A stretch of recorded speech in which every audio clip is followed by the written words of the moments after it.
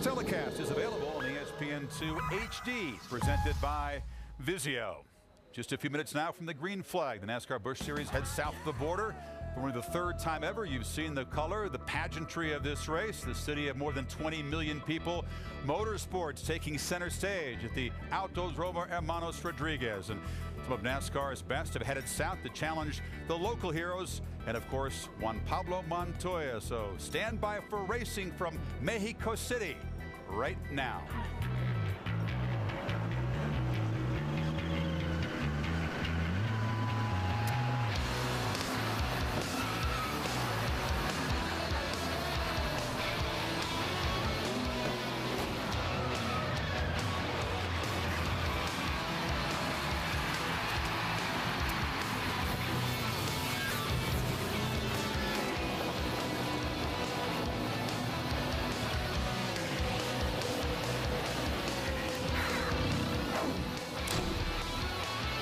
ESPN2 proud to continue our coverage of the NASCAR Busch Series, race 3 of 35, but a very special event and a very special flavor. We'll take you up now to the hombre in the booth who'll call the race, Jerry Punch. Jerry? All right, thanks, Chris. This is the first of 3 road course events on the 2007 NASCAR Busch Series schedule, with each of them taking place in their different countries. This has really become somewhat of an international series here. And, of course, the international flavor, today's starting field has road course veterans and experts representing 6 different countries. Hello, everyone. Along with our experts, Rusty Walls, Andy Petrie, I'm Jerry Punch. Glad to have you with us here in Mexico. And, Rusty, you ran so well, finishing 6th here in the inaugural Busch Series race 2 years ago. And a lot of young drivers have come to you for advice with questions like, hey, where am I going to get in trouble and where can I pass? What'd you tell them? Jerry, I told them the first place where you get in trouble is in turn 1. You're running 180 miles an hour down in that corner. If you overdrive that corner, you could slide out in the dirt and that could ruin your day. The next place you can get in trouble is turn 4. You can have a lot of problem there. It's a passing zone. You could slide off there. But you know what? Let's not beat up on the rookies, because the veterans seem to make a lot of mistakes also. Let's take a look at Greg Biffle, what happened to him. In turn 8, overdrove the corner, out to the grass, into the wall. Even the veteran Biffle can bounce off the concrete. Now, where do you pass on this tough course? Jerry, the best place to pass is down into turn 1. Again, 180 miles an hour, but you can pass a lot of cars under braking into turn 1. The next place, down into turn 4. A lot of braking right there. You can outbrake somebody and pass them pretty easy. Andy, despite all the talent in the seats today, there are those on pit road who believe that this outcome today will be dictated by a crew chief who makes the right pit strategy call. How does that happen? Well, Jerry, as a crew chief, we like to think we can make a call that'll win any race anywhere, but at a road course, it takes about 1.5 minutes to make a lap around here. So you can make a pit stop and not lose a lap under green. That changes the strategy quite a bit. These guys are going to have to gamble. They're going to have to gamble on when they make that last pit stop. They're going to try to be the first one to make that last pit stop and gamble on getting a certain amount of caution flag laps to extend their range so they can make it to the end. Now, if you get those caution laps, they'll be fine, but if they don't, it could get very interesting. So we have the gamblers who are the crew chiefs on pit road, and we have the guys who are the drivers trying to play it safe and stay on the racetrack and not get into trouble. Well, it's time to go down trackside for the words we've all been waiting for, the command to start. 2, 1. Gentlemen, start your engine!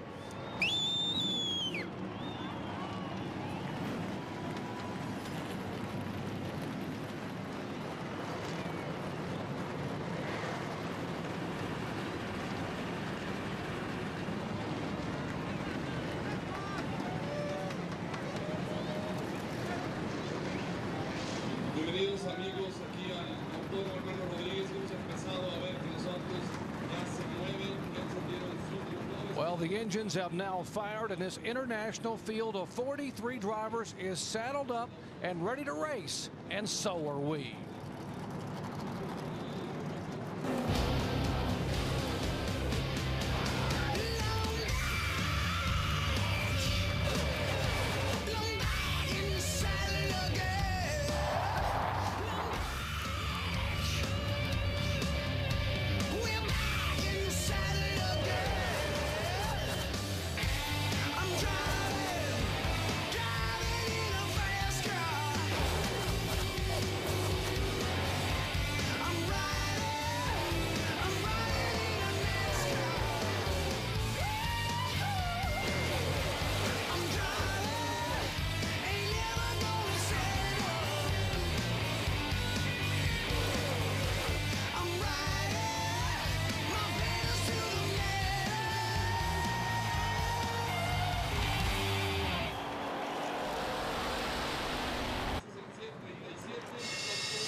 Well, if you were riding aboard the space shuttle, want to know exactly where we are, the Google Earth folks will show you we are 15 minutes from downtown Mexico City here at the historic Autodromo Hermanos Rodriguez road course.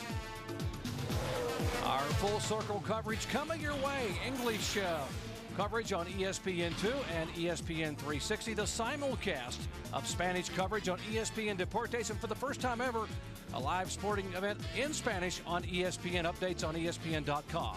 ESPN News, as well as ESPN Radio. ESPN Full Circle for the NASCAR Busch Series race here at Mexico City. And we'll have 7 high-definition onboard cameras. We'll show you 6 of them right here. As you see Mike Wallace there in the Geico Chevrolet. David Ruderman, the Aaron's Dream Machine Toyota. David Gilliland, the FreeCreditReport.com Ford. Michelle Jourdain Jr., the Dish Network Ford. Ron Fellows, the Camping World Chevrolet. And, of course, on the front row, Mexico City native Carlos Contreras and the Family Dollar Dodge. Now, our 7th onboard camera will have 2 cameras riding along here with Colombian native and international superstar Juan Pablo Montoya and the Texaco Haviland Telcel Dodge. All right, let's take a look at our starting grid here today as we'll show you how they will line up behind the pace car. 46-year-old Scott Pruitt picks up his 2nd career NASCAR Busch Series pole and only his 7th start. And beside him, Mexico City native Carlos Contreras in a Dodge. Back in row 2, how about Juan Pablo Montoya, the former Formula One superstar and former pole sitter here, and Mexico native Jorge Getters. Back in row 3, last year's winner Denny Hamlin driving for Joe Gibbs Racing, and a 3-time NASCAR Busch Series winner on a road course, Ron Fellows. Row 4, Boris Seddev, road racing superstar, and Regan Smith on the outside. Row 5, Carl Edwards. A lot of guys think he's going to win the title this year. And road racing ace P.J. Jones on the outside. In row 6, we got Michelle Jourdain in the 17 and Marcus Ambrose. Row 7, we got Stephen Light and youngster Brad Coleman. On row 8, J.J. Yaley and former NASCAR Busch Series champion Greg Biffle. Watch for him to come from the back of the pack. In row 9, Adrian Fernandez, one of the most popular drivers in the history of Mexican motorsports, and beside him, Bobby Hamilton Jr. And in row 10, Scott Wimmer in the 29 car for Richard Childress Racing, and Herman Quiroga Jr. He's very good on the road course. He should be a factor early on as well. Row 11 on the inside, David Gilliland. And on the outside, my son, Stephen Wallace. Row 12 on the inside, Jason Leffler. On an outside, Ruben Pardo. In row 13, we got David Ruderman, recovering from his wreck last week in California, and Brent Sherman. Row 14, we got Shane Huffman in the Navy car, and Mike Wallace in the 7th. On row 15, Rogelio Lopez and John Wood, the 3rd-generation driver. Row 16, in a backup car, Dave Blaney, the VanFirst.com Ford Toyota, and Todd Kluver. Row 17 on the inside, J.R. Fitzpatrick. On the outside, Kyle Krisloff. Row 18 on the inside, David Reagan. On the outside, Stanton Barrett. Row 19, we got Curtis Davis and Todd Souza. Row 20, Brian Simo and Antonio Perez. All right, and the final 3 starters in row 21, Brad Keselowski, the 23-year-old, John Young from the West Coast, and from Caracas, Venezuela, starting 43rd on the field, Alex Garcia in the number 98 car. Well, this is an 8-turn, 2.518-mile road course, and Rusty, take us through it. All right, let's take a look at this. We come down the front straightaway into turn 1, 180 miles an hour, hard brake off of turn 1, off of turn 3, down the back straightaway, short shoot. Now, this is a turn leading up to turn 4 where a lot of passings are going to get done. We come through turn 4, off of turn 4, right there, the S's are just getting ready to start. Folks, there's going to be a lot of speed made through the S's here. We leave the S's off of turn 6 down the back straightaway into 7 and off of turn 8, and that's a lap at Mexico City. All right, we told you we'd be riding along and speaking with Juan Pablo Montoya as our in-race reporter. Let's chat with Juan Pablo now. Juan Pablo Montoya, Rusty Wallace, ESPN. You got us? Yeah. Juan Pablo, a lot of people are talking about turn 1, the problem getting down in that corner. Do you feel comfortable getting in there with the adjustments you made to your car? The car should be really good today. You know, we've done a lot of work in it, and, you know, the team has done an awesome job all weekend. I'll tell you, it's an exciting race. My first road course in NASCAR. You know, it's good. You know, everything is going really good. All the Ganassi cars are fast, so just happy to be here. All right, Juan Pablo, you qualified yesterday. You were locking the right front wheel up. You made some adjustments for today. The track is much cooler. Do you feel comfortable with your changes? Yeah, you know, the little lack of the shed on TV, it really didn't affect the car too much. You know, it was a little too tight for my taste, but, you know, in the long runs we did yesterday, and basically, on Friday, the car was awesome. So, you know, I think we got a really good race car on the Needles, and we just got to look after it. All right, Juan Pablo, thank you for talking to us. All right, guys, we'll also be talking to his crew chief, Brad Parrott, who'll be along with our crew chief, Andy Petrie. Hey, Brad Parrott, Andy Petrie up in the booth. You got a copy? Sir, there, Andy, go ahead. Hey, Brad, what kind of pit strategy are you going to use to try to win today? Well, Andy, if I told you, everybody on pit road would know, wouldn't they? Yeah, I didn't think I'd get that. Here, we got a great race car. This Texaco Havoline Telcel Dodge is pretty awesome. And, you know, I got the best driver in the world sitting in the seat. And, you know, he takes care of it for 80 laps, and we make the right calls in here. I'll let you know my strategy later. Yeah, 10-4, you danced around that one pretty good. Your car was tight qualifying. Did you guys make any adjustments, or you plan to make any more adjustments? I took it upon myself to drop the left side track bar a ½ inch, and that was the wrong thing to do for Juan's driving style. We raised it back up. You know, NASCAR lets us do that, and that baby's ready to rock and roll today. 10-4, Brad. Good luck to you guys. All right, guys, Juan Pablo and crew ready to rock and roll. As they are set, there's a look at the Texaco Havoline crew. We'll be riding on board and hearing from Juan Pablo Montoya and his crew chief, Brad Parrott, throughout the afternoon. Well, let's get down to the final stories from pit road. First, here's Jamie Little. Well, Doc, one guy that stands out here in Mexico City in more ways than one is 6'4" Boris Said. You know, he's a road race specialist. Last year he started on the pole only to lose that lead on pit road. We've been talking about it all day. He lost it to eventual race winner Denny Hamlin. Today, Boris Said starts 7th. He said if they can nail their pit stops, they can bring it home to victory lane. He's never won in the Busch Series, guys, and he's 44 years old. Mike? A year ago, this race was Denny Hamlin's coming out party as he scored his first career Busch Series win. Today, he's among the favorites, rolling off 5th. This morning, I spoke with Hamlin, and he told me he has only one question in his mind: whether to be patient or go for it early. Hamlin said in some ways, his car today is better than it was a year ago, and he appears very confident he can repeat. Dave Burns. Mike, Carl Edwards is a Nextel Cup regular going for the Busch Series Championship this year. He's second in points coming into this race. Kevin Harvick is not entered. Given that, I asked Carl this morning how he was going to approach lap 1, turn 1 at the very end of this long straightaway. He said without hesitating, with extreme caution. Today, before Carl ever thinks about winning, he's got to be very wary. Alan? Dave, whenever you get into these NASCAR races on a road course, there's always a debate that goes on in the garage area and in the media. Who has the advantage? The drivers who run the series weekly and have experience with these cars and on these tires, but little road course background, or the road warriors, the guys who come from road racing series but don't have as much experience in these cars and on these tires. Today's pole sitter, Scott Pruitt, might be the best of both worlds. He ran nearly a full Nextel Cup season back in 2000, and he's got many laps of experience in these Nextel Cup and Busch Series machines in road course races. He starts on pole today, but told me earlier he knows that against a field this tough, he and his team are going to have to do everything right, every lap, all race long. Doc? All right, thanks, guys. So many great stories coming from pit road today for so many different superstars from all across 6 different countries represented in the starting field. And Andy, as the cars come and parade by this great crowd here in Mexico City, what are the keys to today's race? Well, Jerry, as they get one to go at the line, fuel mileage. We've been talking about this pit strategy. Getting fuel, get the best fuel mileage you can get. It's going to really open up a lot of options for you on your pit strategy. So these guys have really concentrated on making these cars go just as far as they can on a tank of fuel.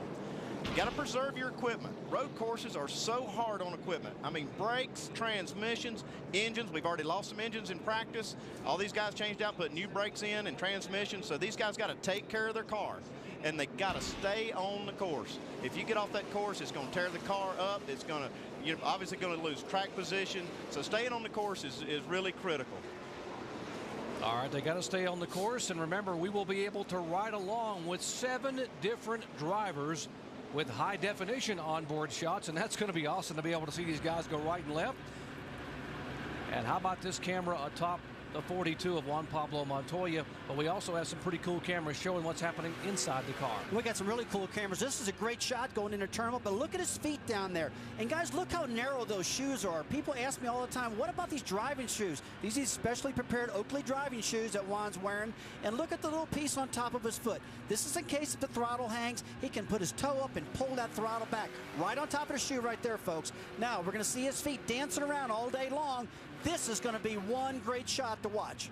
We see him going back and forth on those pedals. He's trying to put heat in the brakes. You see him just put that foot on the brake, give it a little gas, heat up those rear tires, trying to get ready to race. He wants to be the first one into turn one.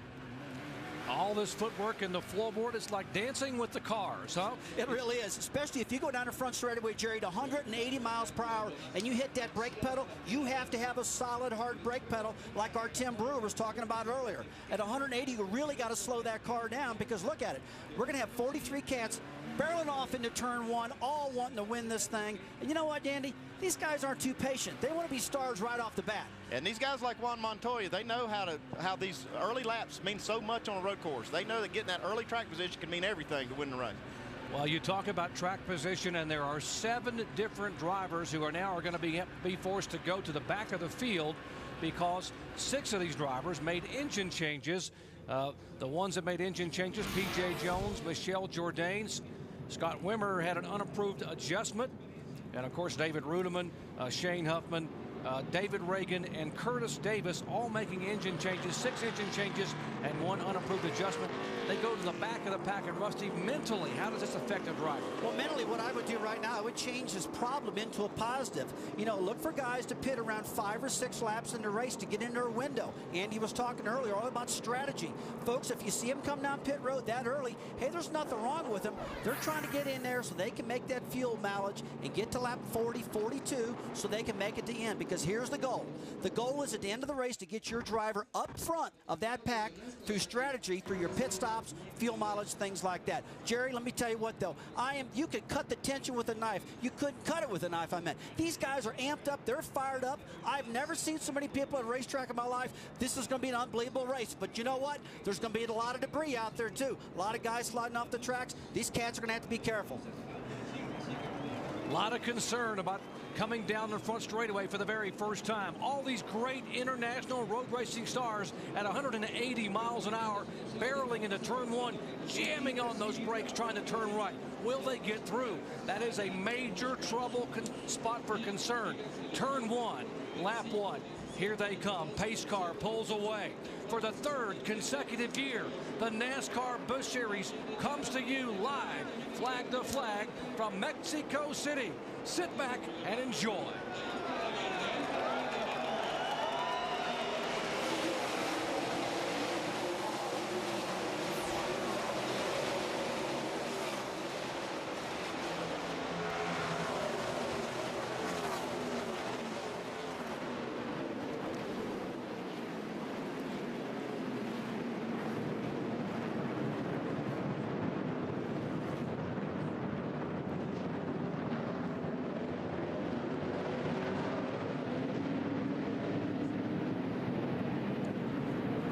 They made it through the first time, and there would be a lot of people in the garage area who would have bet against that.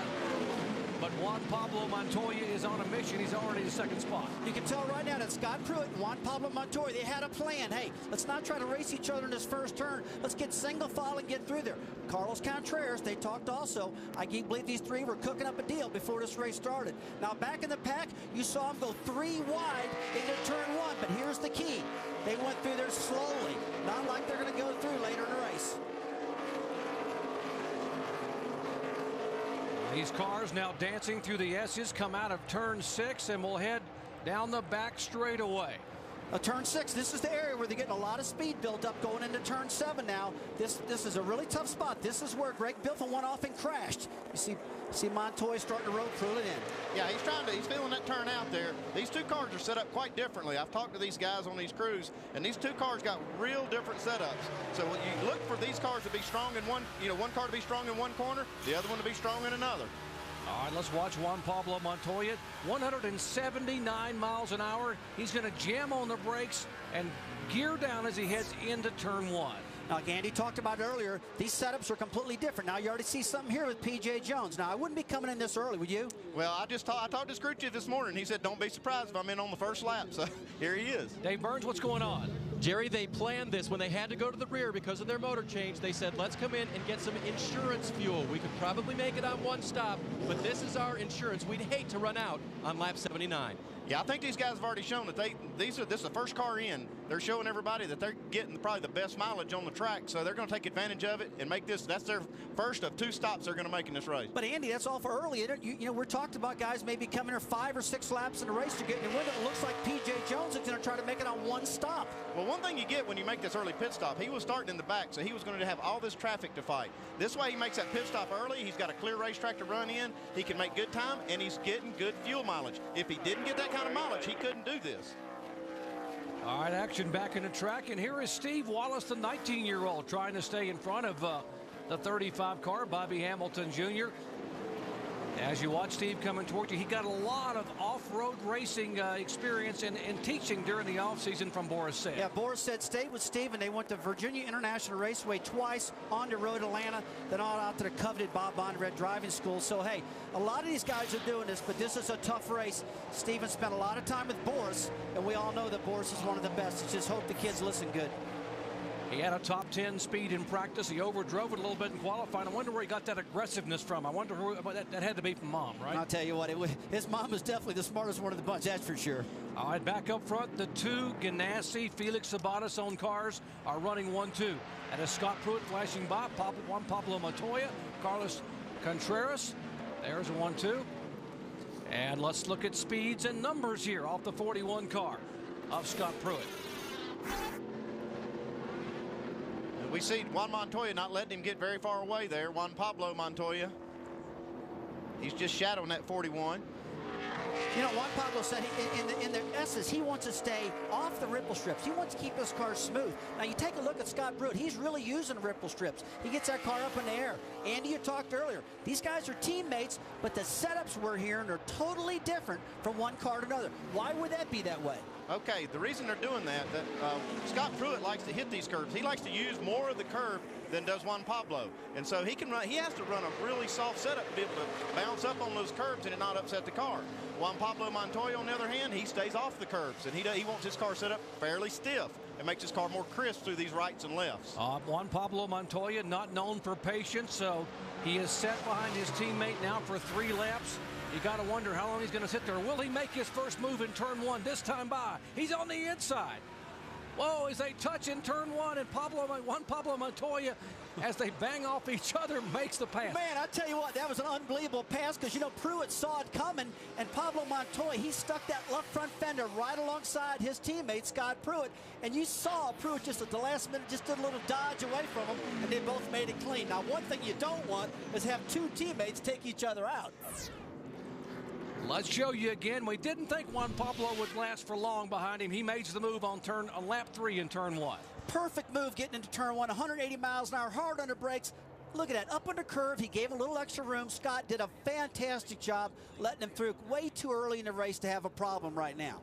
The one thing I saw Juan Pablo Montoya doing in these early laps was to get his brake heat up. He was planning that move. He was trying to get his brakes heated up and plan that thing out when his brakes were just the best they were going to be, and he made a dive bomb in turn 1. All right, 31-year-old former Formula One international superstar Juan Pablo Montoya. He decides it's my turn to lead. And here he comes down to turn 1, makes the hard right-hand turn, and takes the lead over teammate Scott Pruitt. Back with NASCAR again, enjoying the colorful culture that is Mexico City and the wonderful fans here. Some of the pre-race rituals, the blessing of the cars with holy water. The drivers all are thumbs up. But then lap 3, Juan Pablo Montoya brought these fans to their feet with that daring pass in turn 1. Tell you what, he didn't waste any time whatsoever. I was really concerned that he was going to get inside of the 41 car of Scott Pruitt, but Pruitt caught it right at the very end, and you can see that Juan Pablo Montoya went to the right-hand side, used that curve. Tell you what, now These guys have found their rhythm right now. I'm expecting pit stops anytime right now in order to get in their window.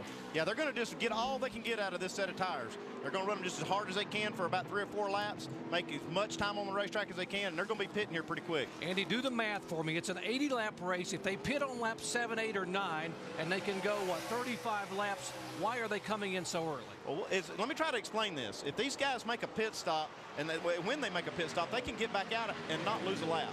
Okay, if the guys that stay out on the racetrack get a caution, then they pit under caution. The guys that stayed on the track move by them, and they get the track position because of that. So it's really kind of complicated, but that's why they want to get on pit road real early. So they would pit now, lap 7 or 8, as you see a couple of cars off in the grassy area, and then come back in for their final stop somewhere around the halfway point or just a little beyond.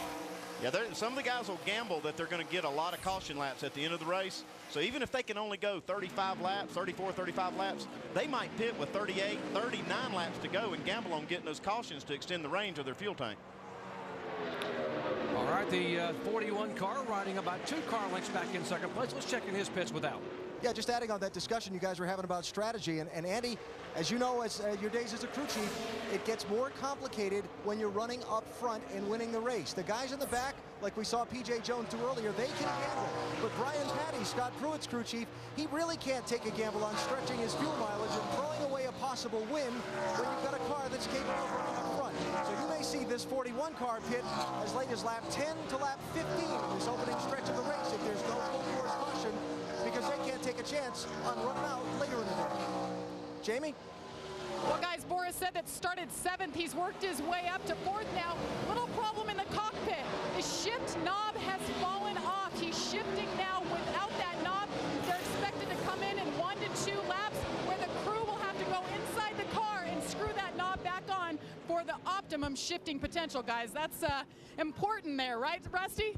Tell you what, man, to shift that car without a knob, it's going to grind the bottom of your palm up. You're going to be bleeding like crazy. And Bord is just roughing it out right now, probably shifting with the side of his hand. They got to get a knob back on that shifter if he's going to be successful out there and keep his rhythm. Andy Petrie, Brad Daugherty down here. I've got a question for you. Okay, Brad. As the race goes on and they're slinging these race cars around, the chassis become a little bit looser. Will they go to track bar or will they go to air pressure? What will they do on this first pit stop to tighten their race cars back up? Well, if they're loose, Brad, what they'll probably do is if they're real loose, we'll go to that track bar. They'll spend just an extra little second there to turn that track bar, but if it's just a little bit, they'll go with air pressure and get him in and out of there. Guys, Boris said, one car spinning around is the 0 car of J.R. Fitzpatrick. He is the youngest driver in the field. Young Canadian, 18 years of age, just slipped off the track. In the 0 machine, some damage on the right front of his Chevy Monte Carlo. Here's one of the early pit stops, and it's Adrian Fernandez in the low Chevrolet as he heads to you, Mike Massaro. And just a slight push, that was what Adrian Fernandez is feeling, but he's feeling it in both sets of corners, lefts and rights. They're going to make a slight air pressure adjustment. Crew Chief Chad Walter told me before the race today that the one thing he wants to make sure is that Adrian Fernandez gets out in clean air. He does not want to put him in a position where he has to block all day long. Because of that, they may pit out of sequence throughout the course of the day. That's something to pay attention to. A 4-tire change now for Fernandez as the car sits here on pit road. Just a slight air pressure adjustment, as I mentioned, and they're away. Ready, go. First gear 4100, first gear 4150. They're telling Adrian because the pit speed is 35 miles per hour, he must watch the tachometer, 4,100 RPMs. There are no speedometers on these cars, of course. As he rejoins the action, here come the leaders.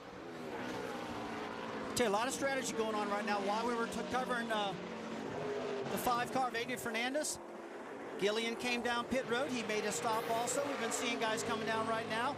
It's going to be sporadic. A lot of things are going to happen.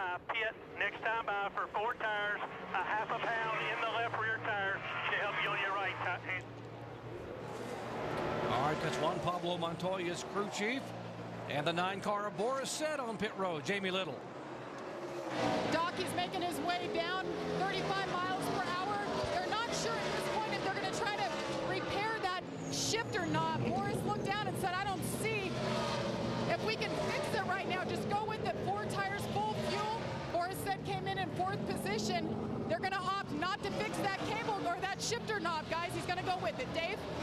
Jamie, Steve Wallace is in. Car loose everywhere. They're going to increase the air pressure in both front tires to try to fix that. 4 tire change for Steve, full of fuel, and he is gone. Steve Wallace headed down pit road. We're expecting our leaders to be coming back. Air pressure going up. He said the car's all over the track. Yeah, he's got a real soft spring set up in the front of the car. A lot of sway bar in it. They talked this morning. So if we're loose, let's prop up the front air pressure so when we turn left and right, makes the car tighter. We're taking a look at the 42 car here, Juan Pablo Montoya. Looks like around lap 10 is when everything's starting to happen here, guys. And one of the big concerns, Andy, one of the big concerns is not speeding on pit road. They remind these drivers who have not been running a lot of NASCAR races over the years. Only Montoya's 5th start as he comes down 35 miles an hour headed down to Brad Perry. Jerry, that's really key. What you said, pit road speed now. These guys aren't really used to this. You got to be really careful coming down. Jamie? Well, Rusty, Juan Pablo Montoya is saying the car is tight. It's tighter in the right-hand turn. They're expected to make an air pressure on that left rear. 4 tires and full fuel, guys. They're trying. They're going to hang on and see if they can bring her home for their first NASCAR Busch Series victory.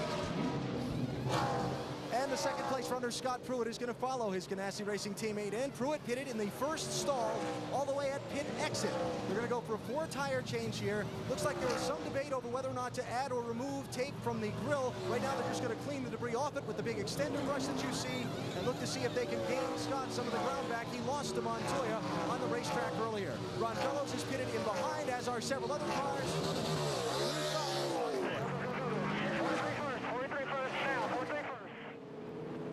All right, pit stops continuing here in the first 10 laps because of the fuel strategy. There is our pole sitter, Scott Pruitt, headed back onto pit road. After they cleaned the grill, added 4 new Goodyears. And here is the 47 car of John Wood, the 3rd generation driver, getting service from his crew. Meanwhile, this guy, the 22 of Carlos Contreras. He is a Mexico City native, and he's pointing that he's going to come to pit road. He signals out Rusty to let the other drivers know he's slowing down. That's exactly what to do. That's the right thing to do. You know, you don't want to drive these guys side by side into turn 8 right now. This is just a single lane exit. Okay, they're getting ready to come down pit road now. Let's watch this. Oh, I'll tell you what, Jerry. Maybe he just singled him by. Maybe he just singled him by because he's getting ready to pick the next lap because he just blew past pit road just then. Blew past the pit entrance. All right, what he did was he waved the car of Denny Hamlin by. That is the Joe Gibbs car right in front of Carlos Contreras. Denny Hamlin, who won this race a year ago, led 40 laps from the outside front row spot. So Hamlin is the leader. In second place is Carlos Contreras. Jorge Getters is 3rd. Carl Edwards 4th. And Herman Quiroga is 5th. Back with more live coverage in a moment.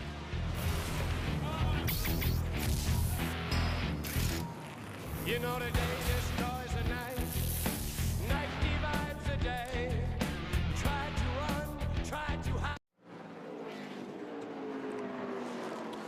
We welcome you back to the Telcel-Motorola Mexico 200, coming to you live from Mexico City, Mexico. Jorge Getters, a 36-year-old Mexico City native, in the Scotiabank Chevrolet. The Bruco machine is being shown as our leader. And moments ago, the 20 car, the Rockwell Automation machine for Denny Hamlin. Last year's winner was on pit road. For an update on his stop, here's Mike Massaro. Right, Doc, he was on pit road, but he was on pit road a lap later than he anticipated and his team anticipated. Hamlin missed the entrance of pit road because there was a car in his way, just could not get down onto the entrance road, so he had to go all the way around one more time. That will certainly disrupt their strategy. Meanwhile, he was looking for a little bit more bite. They made a round down on the track bar and made a slight adjustment there to help get him a little bit more forward bite throughout the course of the day. You know, I tell you what Jerry watched a little while ago, that Carlos Contreras let Denny Hamlin in front of him. Denny got in front of him, but what happened then is Carlos was right up on the tail of his car, and he couldn't slow down enough to make pit road, so he missed pit road. And it looked like Carlos Contreras was going to follow him down pit road possibly, and then he just followed him back out on the track. But I don't think it hurt him whatsoever. He just had to run another lap, and that was about it. No, it actually will help their pit strategy. Since they didn't get a caution during that cycle, and they got an extra lap on the racetrack, it gives them 1 extra lap of insurance on this fuel load.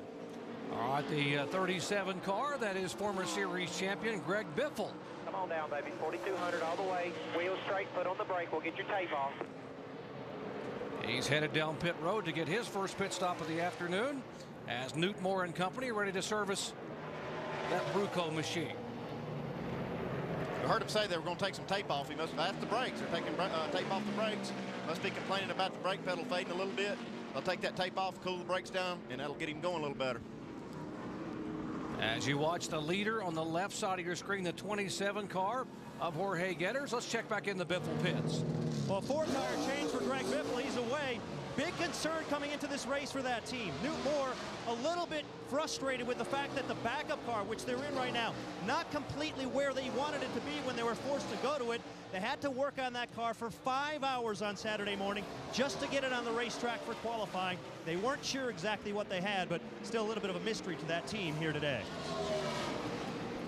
Let's check in our pit studio with Brad Doherty. Rusty Wallace, I've got a question. I heard Juan Pablo Montoya talk about his race car being tight, and when you're on an oval, obviously, and you're turning left and it washes up the racetrack, you know it's tight. But on this road course, would the race car be tight going right and left as opposed to just going one direction? Yeah, if he's talking about it being tight, Brad, it's probably mostly in one direction. Now, if Juan Pablo talked to his crew chief, Brad Parrott, and said, hey, look, I'm loose to my right hand, I'm tight to my right-handers, or I'm tight to my left-handers, they're going to make different adjustments. Although, the best adjustment to make, to not lose any time, is lowering the air pressures in the front. That's probably what they did to get more front grip. Leaders on pit road, here's Alan. It is Jorge Getters, the 36-year-old from Mexico City, driving for Bruco Racing. Going to be a 4-tire change. Also going to make an adjustment on the left rear corner of the car. His car, like Rusty was talking about, a little tight, meaning lacking front-end grip through the slow corners of the racetrack. We're going to make that adjustment and try and get Getters back out onto the speedway. Interesting thing about this car, they have 3 spotters on the car. Slow stop here. Bad trouble on the rear. They've got 3 spotters on the car, 1 Spanish-speaking, 2 English-speaking. Jorge speaks some English, but it's not as fluid as they would like. All right. Scott Wimmer, it is a right front flat that's down, guys. He had to bring the car in now. And so they're going to change all 4 tires and help Scott out with that situation. You guys talked about an unapproved change in that car this morning. It was actually a fuel pump. Other Childress Motors had trouble this weekend. For these guys, they started the motor up this morning. Fuel was spilling out of the car. It was a fuel pump that had failed, and that sent them to the rear of the field for the start. And now more problems for Scott Wimmer. Okay, here's what happened to Scott Wimmer in that Chevy a moment ago, the Richard Childress-owned car. And watch the right front. It looks like he's got a little damage from some contact, maybe running off the racetrack, and it cut that tire. You got that real sharp edge on that fender that just cut the rubber of that tire, let all the air out of it. He's pretty lucky to be able to get to pit road without tearing the car up any more than he did. I tell you what I think probably happened, Andy. He must have hit one of the inside strips on the racetrack and bent the fender in against the tire, because our animation, our rollback just showed us that. It must have happened earlier, because that fender was already knocked in when we saw it. All right, Alan in Carl Edwards' pit. Talked about earlier, Jerry, how Carl was one of the drivers racing for the championship. So his crew chief, Pierre Cattell, left him out on the track until he led a lap. In NASCAR racing, that gets you 5 bonus points towards the title. Carl has collected those bonus points. Now they make their 4-tire change and send him back out. All right, Andy, you're the crew chief, and you decide to play it safe with Carl Edwards because he wants to win this Busch Series title. Yeah, I was down in the garage talking to Pierre Cattell, his crew chief. We call him PK. I was talking to him about this strategy, about running for the championship and playing it safe and not gambling. He said, well, really, you know, it's early in the season. We can afford to gamble a little bit. And he said, I'm probably going to gamble. But it looks like he's going to wait till later in the race, maybe on that last pit stop, to see just how much he can gamble. He'll get a good read on this fuel, and he'll know just how much he can. And I expect him to be one of those guys that will gamble at the end of the race.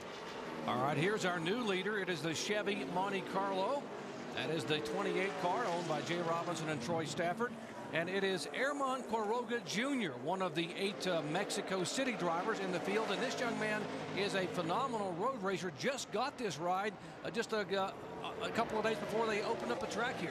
Yeah, Jerry, we see a lot of drivers we've never heard of in the U.S. out here running so well. They're Mexican drivers that are fantastic behind the wheel. We've seen a lot of them just jump right in these cars without much practice whatsoever and immediately come right up to speed. And Herman was one of them. I tell you what, this guy, the 28 car, he's been solid all week long. Watch his telemetry over here. You see the RPMs. He just feathers the throttle through the turns. You're in second gear most of the time. Right now they're in second gear. They'll shift to third gear right now, but a lot of this racetrack is running second gear through the S's. Now this turn right here, turn 4 that he's going to right now, this is a great place to make a pass. See him set one up on the 77 car. Let's see what happens. Now here's what happens. If you don't get it done right there, you're stuck in the S's, and it's pretty well single file through here. But as you can see, he's trying to set them up in different areas to try to get this pass done. Pretty aggressive. Oh, he made it. That's one of the passes we've seen all day long in the S's. So, you know, pretty big difference between the speeds right now of Curtis Davis and of the 28 car of Germán Quiroga. Germán Quiroga is our leader. Bobby Hamilton Jr. being shown in second spot. He just went by the Curtis Davis car, number 77. There's Quiroga. Man, I tell you what, you say Germán Quiroga 10 times, that's a tongue tire, man. I've been practicing that one all day long. I'm still messing that one up, Andy. Yeah, I'm glad you took that one instead of me. You saw his yellow bumper a moment ago. Yes, he is a rookie in the NASCAR Busch Series, but he is sailing down the front straightaway at 170 miles an hour, living a dream. He is leading a NASCAR race here in his home country. Mexico City native Quiroga, our leader.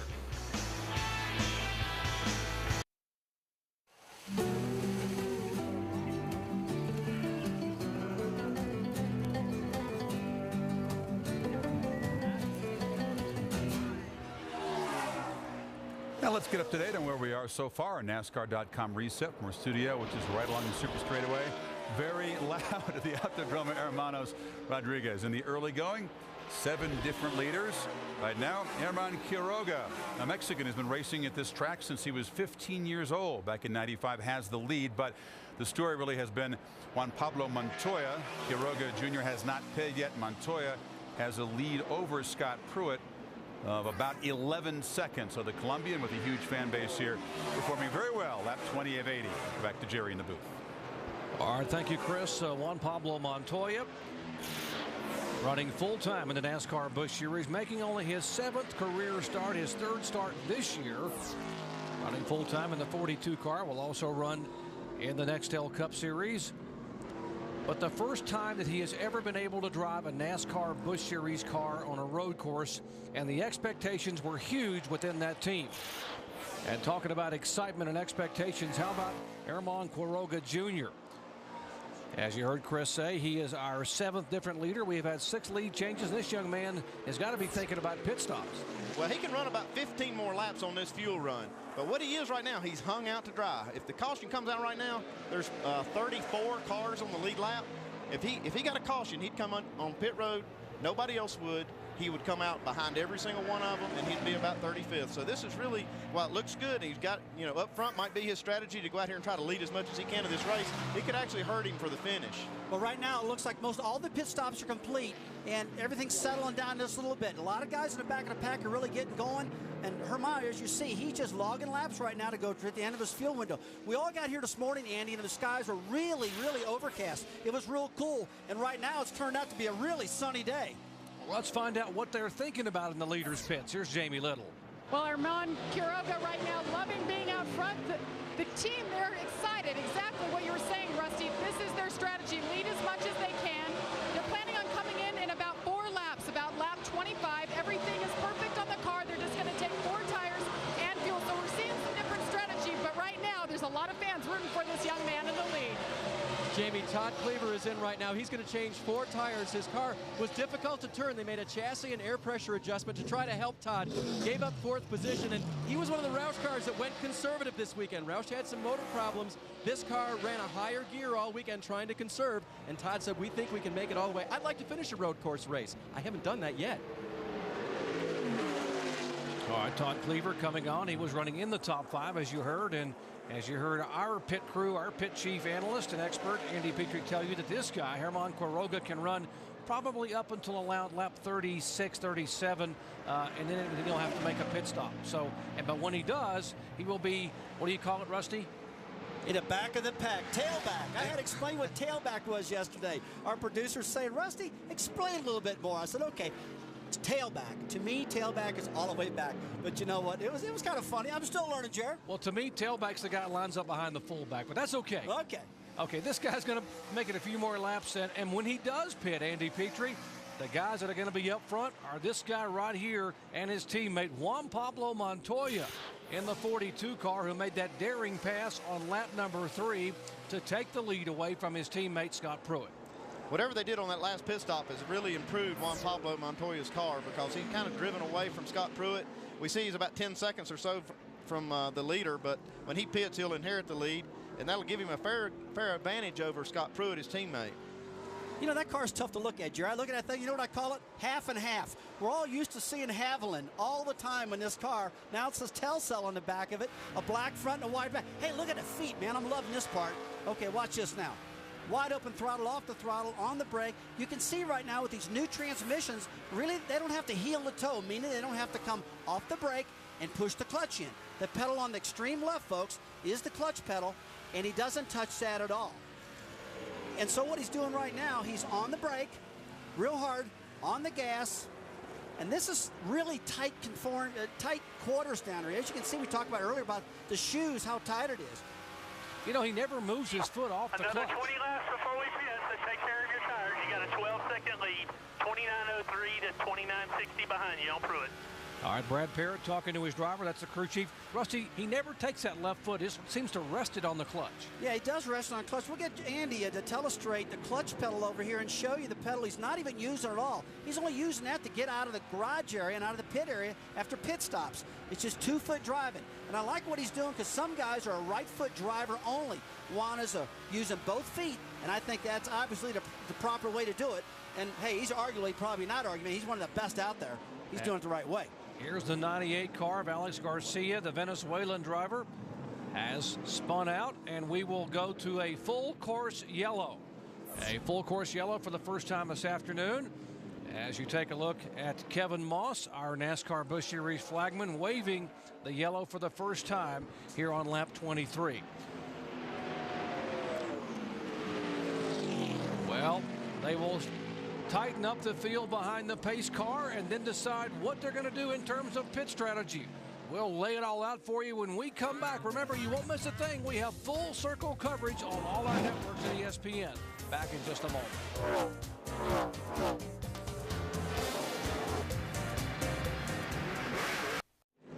We got some damage. Back in Mexico City, Mexico, we are under yellow for the first time this afternoon, coming out on lap 23 due to a spin by the car number 98, the Alex Garcia machine. Watch the contact here, the 41 car that is Pruitt, our pole sitter. And they slam door to door as Garcia spins off. And the left front, there's the left front of Scott Pruitt's Dodge. And this leaves them with a little bit of a decision to make, because they don't want to pit right now. They want to keep this car on the racetrack, keep that track position, but they've got to look at this damage. They may have to come back and look at it. Doesn't look like they're too concerned about it right now. Andy, I'd say it looks like the left front fender's got a really good shape to it still. I mean, I don't believe I'd be coming down pit road. The bottom of the air dam is still out good. He's got a caved-in door. That's really not going to slow this car down any, do you think? I wouldn't think it would. Maybe not, but it still makes in a normal condition, you'd want to come and look at that, but at a road course, it just kills you to come down pit road. Now, the thing to look at, I guess, if the top of the fender is knocked in, if he gets in a hard right-hand turn where the fender could come down on it, we're making pit stops now. Let's see what happens here, guys. All right, Herman Quiroga coming down there is Carlos Contreras and others. Here is Quiroga in the pits, and Jamie Little is there.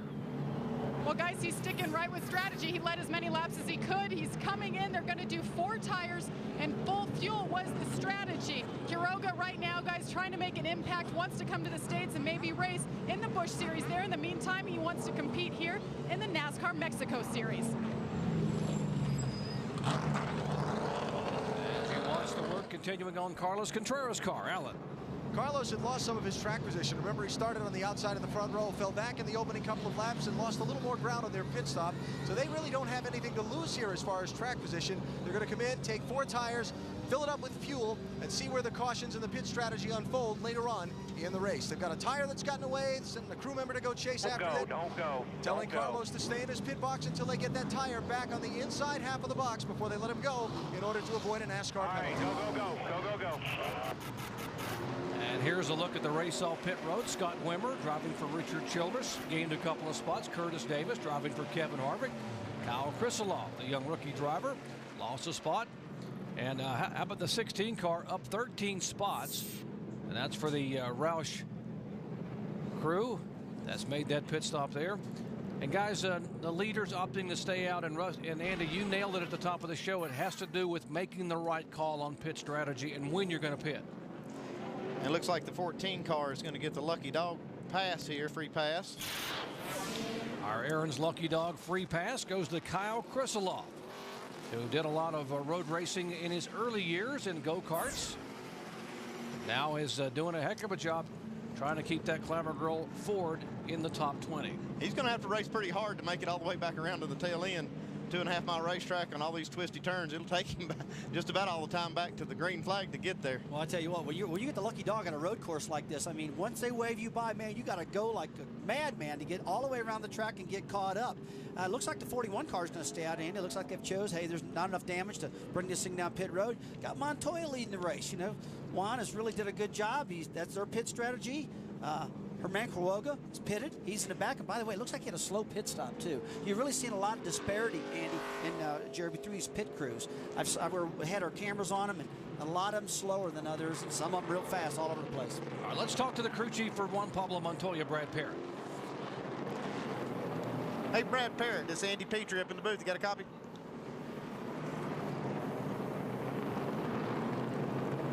Hey, Brad Parrott, this is Andy Petrie. You got a copy? Yes, sir, bud. I got you here. Hey, Brad, the car looks really good out there. Did you guys change it any there on that last pit stop? And if you did, what'd you change? Put a half a pound in the left rear, and now he's just staying a little bit loose. You know, I went with the 42 Cup car style, a little bit of air pressure and everything. So we're getting ready to go back green, and I'm going to call him green here. So Texaco Havoline team's doing a great job, and what a driver. What y'all think about that one? Well, he is something else. I guess you got a bigger name on the other line. Got to go. Good luck. All right, he said, I got to call the start. So what the crew chief does, sitting on that box, he is watching that flagman and listening to NASCAR tell the flagman to wave the green flag. And as soon as he does, he cues that radio, and he will yell green, green, green. As they come out of turn 8, let's check in once quickly here with the 41 crew. Alan? Yeah, Doc, talked to Brian Patty, Scott Pruitt's crew chief. They looked at the damage through the pictures we were sending back to everyone else, said it's not a big deal. It will not affect the handling of the car. They're very comfortable with it. They actually hope it might even help them as they go on. Get ready. Get ready. Green, green, green. He's going to get black flag.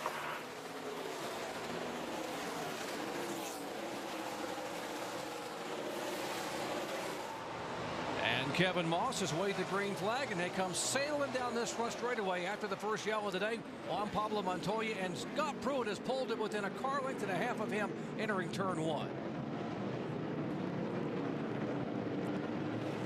Well, up on the ripple strips, as Boris said, in the 9 car. There's contact coming out of turn 3, and Said takes the 3rd spot away. The 20 car is Denny Hamlin. The 60 of Carl Edwards. They're in 4th and 5th.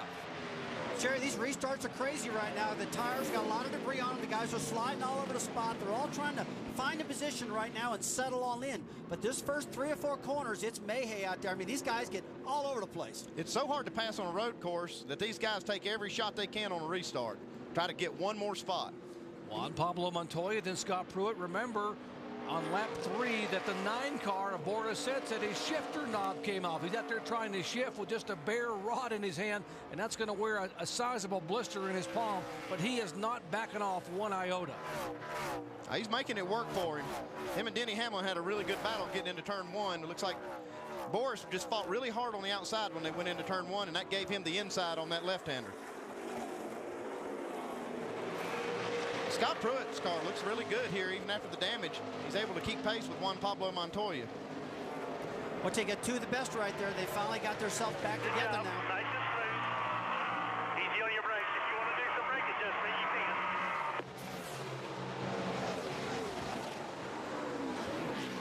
can. All right, here's the battle back for 3rd position. Boris said in the 9 car, the Evernham Dodge, the 20 car for Joe Gibbs Racing. Said had made the pass on the restart. That is 3rd, 4th. Left side of your screen, the 60 car. That is the driver who will become the series points leader by virtue of being 2nd in points, and Kevin Harvick, the leader, not coming here today. With more on the 20 car, Denny Hamlin, let's check in the pits with Mike.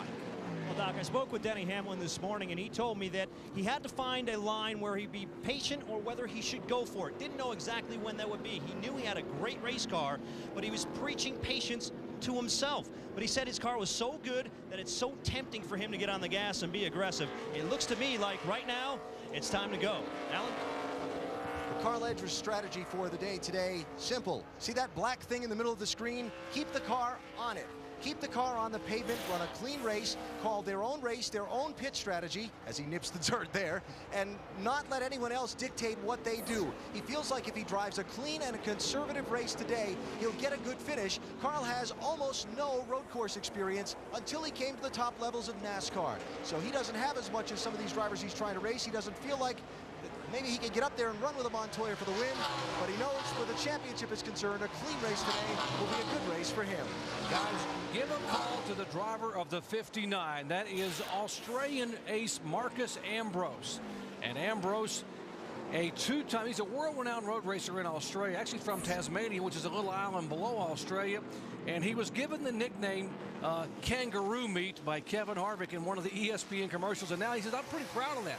Everyone calls me Kangaroo Meat. He said, but this is my kind of racetrack. Only his third ever NASCAR Busch Series start. And he is showing why he has been such an accomplished road racer down in Australia. See, Denny Hamlin looked like he locked that right front wheel up getting into that turn. That can be a problem for these guys. When they do that, it'll flat spot the bottom of that tire and start vibrating, and it can really cause them some handling problems. So crew chief sees that, probably saw it on our telecast right here. He's going to tell his driver to be easy with that right front tire and be easy on those brakes. Yeah, that first couple of laps on the restart, man, it's crazy. They dive down in there trying to get past each other. They're bumping fenders, tearing fenders up and sliding all over. And plus, they're hard on their brakes, too, because they're trying to get as much done as they possibly can early in that event. I'm pretty impressed with how good this 20 car is. He was able to pass Boris Said, and he's one of the hardest guys on the racetrack to get around. He's got by him, and now he's starting to look like he's making a little headway on the leader. And there's a look at Stephen Wallace, a 19-year-old in the Home Life Communities Dodge, as he makes his way back toward the top 10. Has some right front damage on that Dodge. You see, it looks like he on a restart. I saw Greg Biffle and him go into turn one awful hard side by side. They might have got together. Now, it's got a good air dam on the front of that thing, Andy.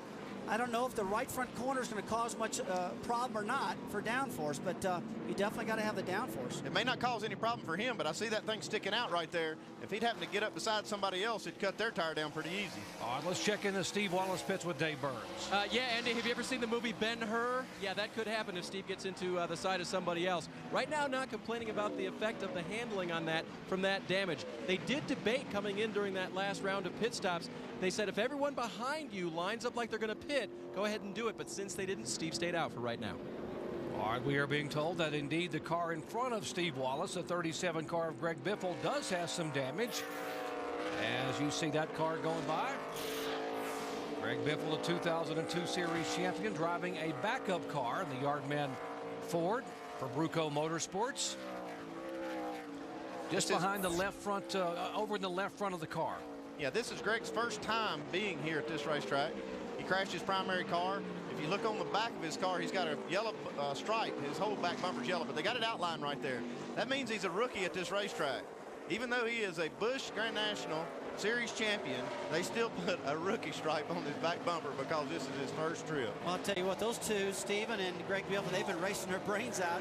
Steven's moved himself up the 11th spot, Greg Biffle 10th. But boy, I tell you what, when I saw them all go down into turn one side by side at 180 miles an hour, something had to give. All right.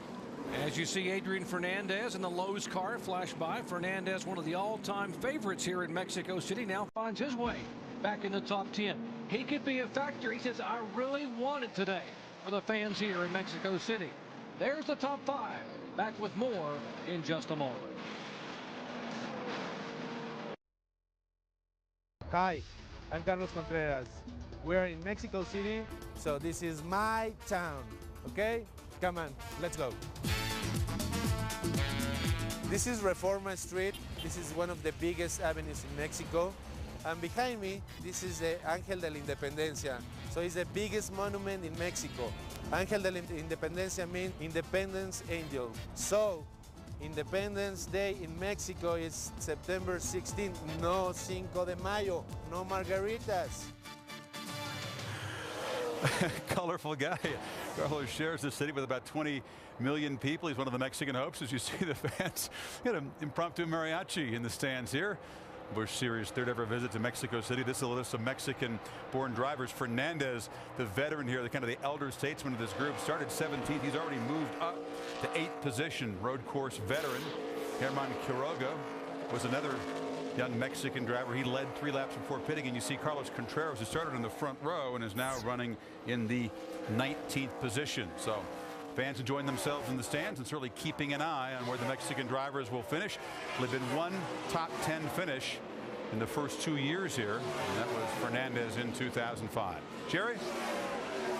Yeah, Chris, and I thought Darlington and Talladega had wild crowds. They're having some fun here. Now, Carlos Contreras, his 15th career Busch Series start, his best ever starting spot. He started on the outside front row, and he was thrilled this morning in the garage area when he was told by Armando Fitz, the car owner, he's going to get to run 8 or 10 races this year in this Dodge, and also was told, by the way, he will make his NASCAR Nextel Cup Series debut at Infineon Raceway later in the year. So good things happening for Carlos Contreras, the native of Mexico City. Let's check in his pits with Alan Bestwick. And just update his race doc. You mentioned he started on the front row. Remember, they had the problem on the pit stop where the tire rolled away, and they had to hold Carlos in the pits until they brought that tire back to avoid a penalty. Now the crew chief, Paul Wolf, telling Carlos he keeps locking up one of the front tires in the heavy braking zones, which when you're trying to make a long run on fuel is not going to help you very much when you're winding through these corners. So they're telling him to adjust the brake bias on the car to try and help that problem. That and all that heavy traffic he's in have set him back in the pack.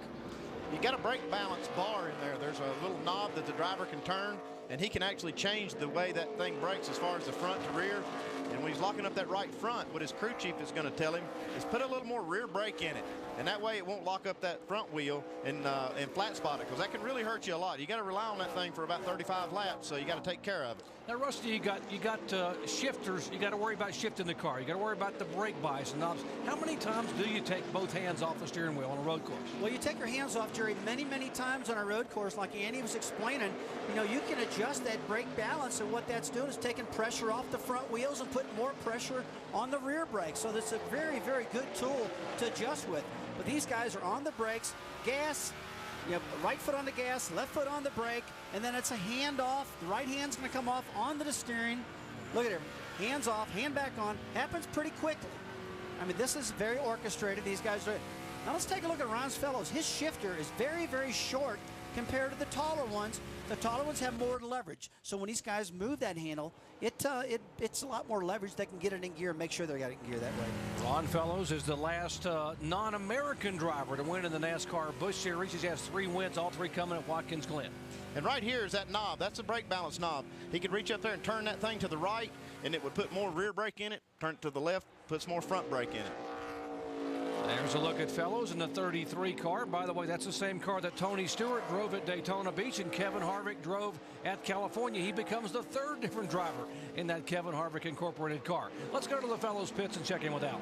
Yeah, Doc, normally when you have Ron Fellows in one of these road course races, you expect him to be up front and contending at least for a top 5 spot. Well, Fellows has fallen back to 10th position. His crew chief, Dan Stillman, says that Ron is just having trouble getting the car to grip the track as well as he needs to. Sometimes the front end slides, sometimes the back end slides. The Ron doesn't say a whole lot on the radio himself, but just an overall lack of grip is what's bugging him right now. That is the hardest thing to fix on a pit stop. When you don't have a good clue of whether it's the front or the rear, just no grip overall, it's really hard to try to adjust for that. Where do you start? Well, you got to talk to that driver and you say, tell me what's hurting you the most. Tell me one place I can help you the most, and have him dissect it just a little bit farther. And then when he tells you that, say, okay, I'm pushing in turn 1. Well, then fix that first. All right, here's the battle for 8th position. The 5 car of Adrian Fernandez trying to hold off former series champion Greg Biffle. Let's check in with Mike. Well, Doc, earlier today I spoke with Chad Walter, Adrian Fernandez's crew chief, and he said he wants to keep Adrian out of this particular position. He does not want to put him in a position where he has to hold off the competition, where he has to block. That's the exact situation he's in right now. All he's saying about the car is that it's a little bit loose in turns 7 and 8. Otherwise, it's okay. But keep this in mind. His tire's a little bit older than most of the cars out there. He has not been down pit road since lap 8. All right, guys, and also what they've got to be thinking about, along with not wanting to put him in this position, guys, is that we are 5 laps away from halfway. All that fuel strategy could come into play. Remember, our leaders have only made that 1 pit stop. Greg Biffle now riding behind Fernandez. Rusty, what's he thinking about? But right now, he's just thinking about his track position, how his car's handling. You know, we were talking a little while ago about the 33 car around Fellows, his front end pushing. Well, guys, it looked like his front fenders were all bent up in that car, especially the right front of the number 33 car. The fenders I saw caved in on it. That could really cause the handling problems with his car. Now, you see a big move out of here of the 37 car, Greg Biffle under braking. That's where him and Steve Wallace got together. He thought better move back in line right now. That braking zone into 1 is what's tearing these fenders up, and you really got to be careful getting in this high-speed corner. One thing, Rusty, that they might think of is try to save the brakes for about a lap here, get them cooled down now. Since they've been using them a lot, they've kind of heated up. If he saves those brakes enough, maybe he could make a kind of a dive move on that, on him going in, on Fernandez going in 1. Oh, you're absolutely right, Andy. If you don't have the confidence going into turn 1 with a good solid brake pedal, would have really stopped that car good. A lot of times I call it a mushy brake pedal. You put force on the brake pedal and the car doesn't stop near as fast as you want it to. You push more and you know what happens? It locks up the rear wheels and the car goes into what we call a violent rear wheel hop. It lets the car jump up and down, slide off the course. And so if you don't have good front brakes, it's going to lead to a problem in the rear. Now, Biffle came in, he pulled tape off the grill, cooled those things back down and helped them. We see that damage on the right front of the 33 car. That could hurt the car. Now we're hearing about a possible engine problem, Alan. Yeah, John, remember I just said Ron doesn't talk that much on the radio? He just talked on the radio, said the car was filling up with smoke. He feels like it's slowed down. He thinks they have a mist developing in the engine. Now remember, this is a Childress Racing engine under the hood of this car, and some of the Childress engines have experienced problems in practice this weekend here in Mexico City. We'll see if that's going to continue to be a theme in this race.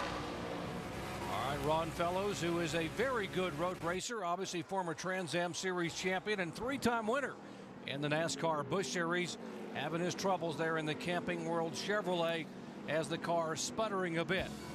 Well, we're going to take a break, but remember, we have full circle coverage. You will not miss a thing. We've got coverage on ESPN, ESPN 360.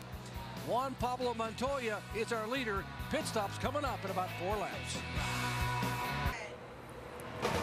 Approaching the halfway mark of this Busch Series race in Mexico City, the Holiday Inn race rundown. Lots of pageantry to start things off, and all the fans, Mexican fans, looking at their drivers. And of course, the Colombian Juan Pablo Montoya, 3rd lap, he passes his teammate, the pole sitter Scott Pruitt, an aggressive pass on the inside, some slight contact. Montoya taking command. It's been a rough afternoon so far for Pruitt. He's hit right there by young Alex Garcia. Some damage done to Pruitt's car, but not enough to bring him to the pits, and he is still running in 2nd position to his teammate. Back with Tim and Brad. And Tim's making some mad notes here, all kind of figures, but what you tell me it adds up to is a good-looking situation for Montoya in the second half of this race. I tell you what, I just keep notes. You know, I got the leader sitting here logged in. I've got the 10th place car logged in. You know, Montoya, he's in the next zip code. He's 2 seconds on the 2nd place guy. He's 22 seconds on the 10th place guy. I mean, if he makes it to lap 42 like Andy's fuel mileage consumption was, hey, he's home free. Yeah. Catch him out. Well, Denny Hamlin and Scott Pruitt both look good. I mean, they do have an opportunity to catch up, but Montoya is so smooth right now. As you watch him work his way around this racetrack, he looks effortlessly in his attempt to stay out front. He just looks great. It was at this point in the race a year ago that Denny Hamlin took control, led the last 40 laps, and he said his car is going to get stronger and stronger as the afternoon goes on. Ron Fellows, the Canadian, 3-time winner of the Busch-Watkins Glen race, having some trouble just coming out of the pits as we check in with Alan. Yeah, we documented the developing engine miss on this car a minute ago, Chris. They just brought the car in earlier than their planned scheduled stop, lifted the hood, did not change the tires. They didn't find a plug wire off or anything. They think they might have a valve spring that's failed. The Childress guys have had some problems with engines this week, and I talked to them. They said it was like valve related. A lash cap, a little thing that goes right on top of the valve. They've been breaking those. It's probably RPM related. And the 21 car's in. This is probably a planned pit stop. This is the car that we saw early in the race pit on lap 1. And that means he's getting really good gas mileage. We can see it's 40 laps to go. They feel like that they can make it to the end with the fuel they have. Dave Burns? And of course, they will need some. They may need some caution lap helps as well, Andy. And so we'll see how that works out for them. But now the best thing would be for all the guys to have to line up behind them, pitting after them. Like you said earlier, it's the first guy to pit last, and that guy is P.J. Jones. He hopes that car very good for P.J. right now. Slight chassis adjustment on this stop. Okay, he's in the catbird seat right now. If the caution would happen to fly, he would be in the catbird seat because these guys here he would be able to close right up to them, and they would still have to make a pit stop. So that's how this strategy works. If you're the first guy on pit road, it can put you in the catbird seat in case of a caution. Let's remind the viewers now as you watch the P.J. Jones cars come back up to speed. The AutoZone 21 car, Richard Childress, that are leaders, by the way. Juan Pablo Montoya and Scott Pruitt, the top two cars, pitted on lap 10. It wasn't until lap 12 that the third place car, there is Pruitt, or Pablo Montoya, that Denny Hamlin came in on lap 12, and Carl Edwards, our fourth place car, Andy, pitted on lap 16. Well, I'll tell you one thing, guys. You know, Juan Pablo Montoya is doing a great job driving this car, but you really got to give credit to Brad Parrott for setting this car up. Brad has got this car handling fantastic, and Brad and Juan Pablo have been getting along so good. And I'll tell you what, it's a great combination. You can see he's got a big lead right now. Let's check in the Montoya pits with Jamie Little. Well, Doc, what a disappointing season so far for the Juan Pablo Montoya crew. 39th is their best finish at Fontana today. What a turnaround. They have been dominant from start so far. They're going to come in about lap 45. That's about 4 laps from now. He's saying his car is a little loose. He's losing that rear end in the corners. But, guys, can you imagine if he takes home a victory today? It would by far be the best finish for Juan Pablo Montoya in NASCAR. Doc? Juan Pablo Montoya, remember he won the 24 Hours of Daytona as a co-driver. 3 laps, 28.80. Awesome lap time, buddy. 29.15 behind you. Brad Parrott talking to his driver, telling him they're going to pit in 3 laps. And we mentioned 4 tires. As the 28 car had an off-road excursion, Herman Quiroga Jr. And this is just what these guys don't want to see when this 21 car pitted. That put him in a really good spot here in case this caution comes out. And they don't want to see the caution flag fly right now. If he'd have to tear that wheel up and rubber start flying off of it, be in trouble. Here's Carl Edwards in, Alan Bestwick. Well, it's a phrase that Dave used before, be the first to pit last. Carl Edwards' team, Chief Pierre Cattell, going to try that here. A 4-tire change on the 60 car. Had a very strong, very clean race so far. Kept the car on the course, as has been his goal all day. Smooth looking stop. Now they'll see how the track position sorts out when everybody else pits. Dave? Alan, Steve Wallace running 11th comes into pit. Damage showing on that car. His car was loose in every direction. That means it wanted to spin out on him. A 4-tire change and chassis adjustment for Steve. Here's a look at the 17 car on pit road. That is Michel Jourdain Jr., the Mexico City native who had to go all the way. One lane, right by the 66. Follow the 66. Good job, guys. Follow him out. As he started at the back of the pack and worked his way back to the front, just makes his pit stops with 38 laps to go. And here's Herman Quiroga, who had the problem with the right front tire.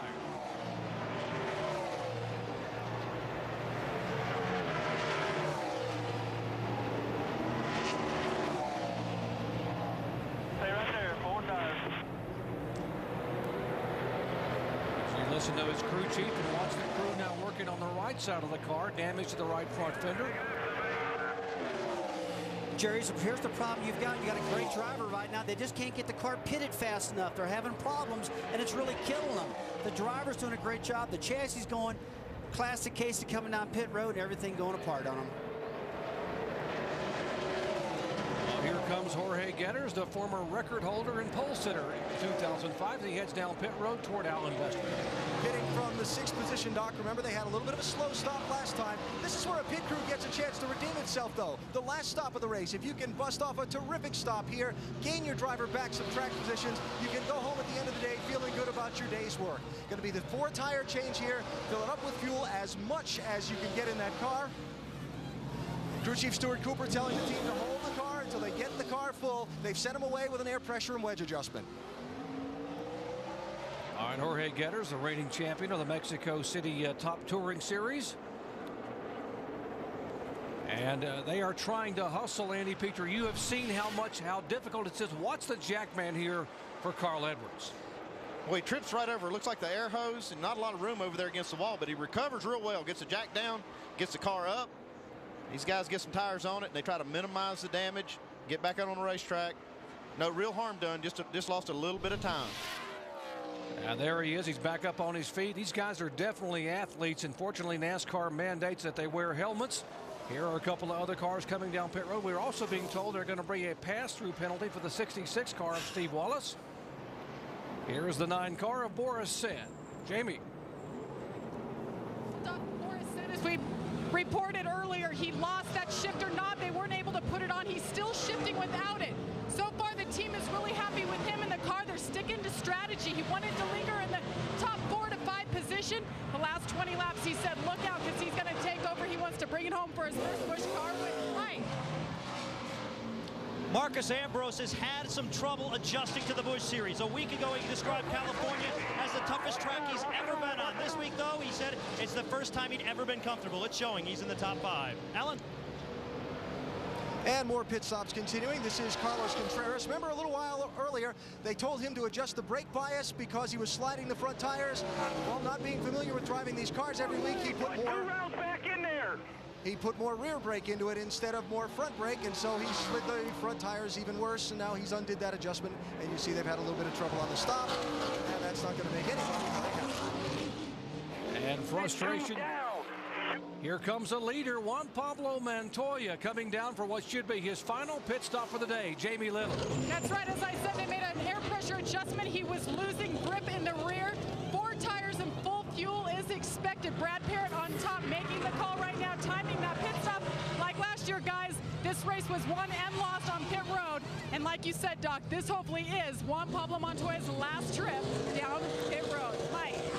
Denny Hamlin pretty happy with his race car. Says it's just slightly loose. They're going to make a slight adjustment going down 1 round on the track bar. A full stop, 4 tires and fuel. Alan. And Scott Pruitt pits from 2nd place. His crew chief Brian Patty telling me seconds ago they're going to try and help the balance of the car. He's sliding the rear tires, but to be able to keep up with Montoya, he's going to get off pit road and stay ahead of Hamlin there. Boy, these Ganassi motors better be pretty tough, because I heard both the 41 and the 42 up against the rev limiter sitting there on the jack, so hope they hold up good. Now, when you're up against a rev limiter, what happened? What's happening with the engine? Well, what happens is they've got a little control box in there that doesn't let the ignition won't let the engine turn but a certain amount of RPMs, 9,000, 91, 9,200 RPMs, and that's where that motor went right up to, and then the ignition caught it. You could hear it, hear it missing up there in that high RPM. And that is not good for the valve train at all, Rusty. You've heard that before. Yeah, it's not good at all for the valve train. A lot of times what happens if you bring that engine up against a rev limiter, it starts misfiring, it tears up timing chains, it tears up a lot of things. It's just for protection. It's not to lean on and let the motor just beat itself to death against. So, some guys are good at it. Okay, we see the 37 car. Looks like he's getting ready to slow down and come down pit road to Greg Biffle. Biffle's done a great job with that backup car. Greg Biffle, the 2002 Series champion, as you mentioned, Rusty, the backup car, and he will come down. It should be his final pit stop as the Bruco crew. He heads down toward Newton Moore, but Mike Massaro is there.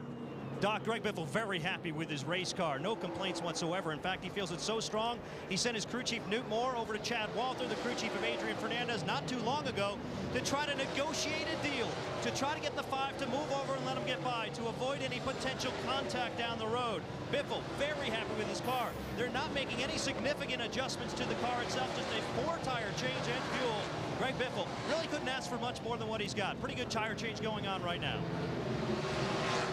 A tremendous amount of pressure for not only these drivers, but these crew members. You see them on pit road, dancing around, trying to make these stops in a hurry. Adrian Fernandez in. Yes. Mike. Adrian Fernandez came over his radio just before coming down pit road saying, I have no grip at all. Chad Walter, though, discounting that information, saying there's nothing really wrong with the car. He just feels that the tires are so old, and that's the problem. Just a 4-tire change, a slight air pressure adjustment for Adrian Fernandez. 4 tires is about the only adjustment you can make for no grip. When you don't have any grip, you're just sliding around. Put 4 tires on it, maybe drop the air pressure on all 4 tires a little bit to try to get the car on the track a little bit more grip. We are being told we might have a fuel issue on the 42 car. Jamie, what's the problem? Well, Doc, the catch can hose actually went all the way inside the car. The team right now scrambling to figure out how many gallons of fuel they got. Not sure they're going to get enough. As you saw, he pitted on lap 45. That would put him right at lap 80, right to the end. If they came up short at all, guys, they would have to come in again, and you know what that means. Oh my, you saw the frustration, the head down from Brad Parrott. This driver, now Brad, when you have these kind of issues, how much do you tell your driver? Do you want to take his focus away? Well, right now you won't tell him anything. They're doing right here, what they're doing is trying to measure exactly how much fuel we got in the car. And what I'm seeing is they're pouring some extra fuel in another can. They probably didn't get the car completely full, and they're going to need every drop of fuel they can hold in that car to make it to the end. Rusty, if they tell you as a driver, can you do something about maybe trying to save fuel up front? Well, you can pedal the thing a little bit. Pedal it means get out of the throttle a little bit, try to coast through the corners more, Jerry, try to save some fuel mileage. But one thing I would like to know is exactly what happened to that thing. Let's hear more about it. Jamie can get on that again for us and try to figure out more of what happened to it. Jamie, go ahead. Rusty, they just did the math. They only got 6.5 gallons in that car. That means they must pit in 8 laps. You see them looking at the fuel right now. Big mistake, unfortunate for Juan Pablo Montoya, who led most of the race.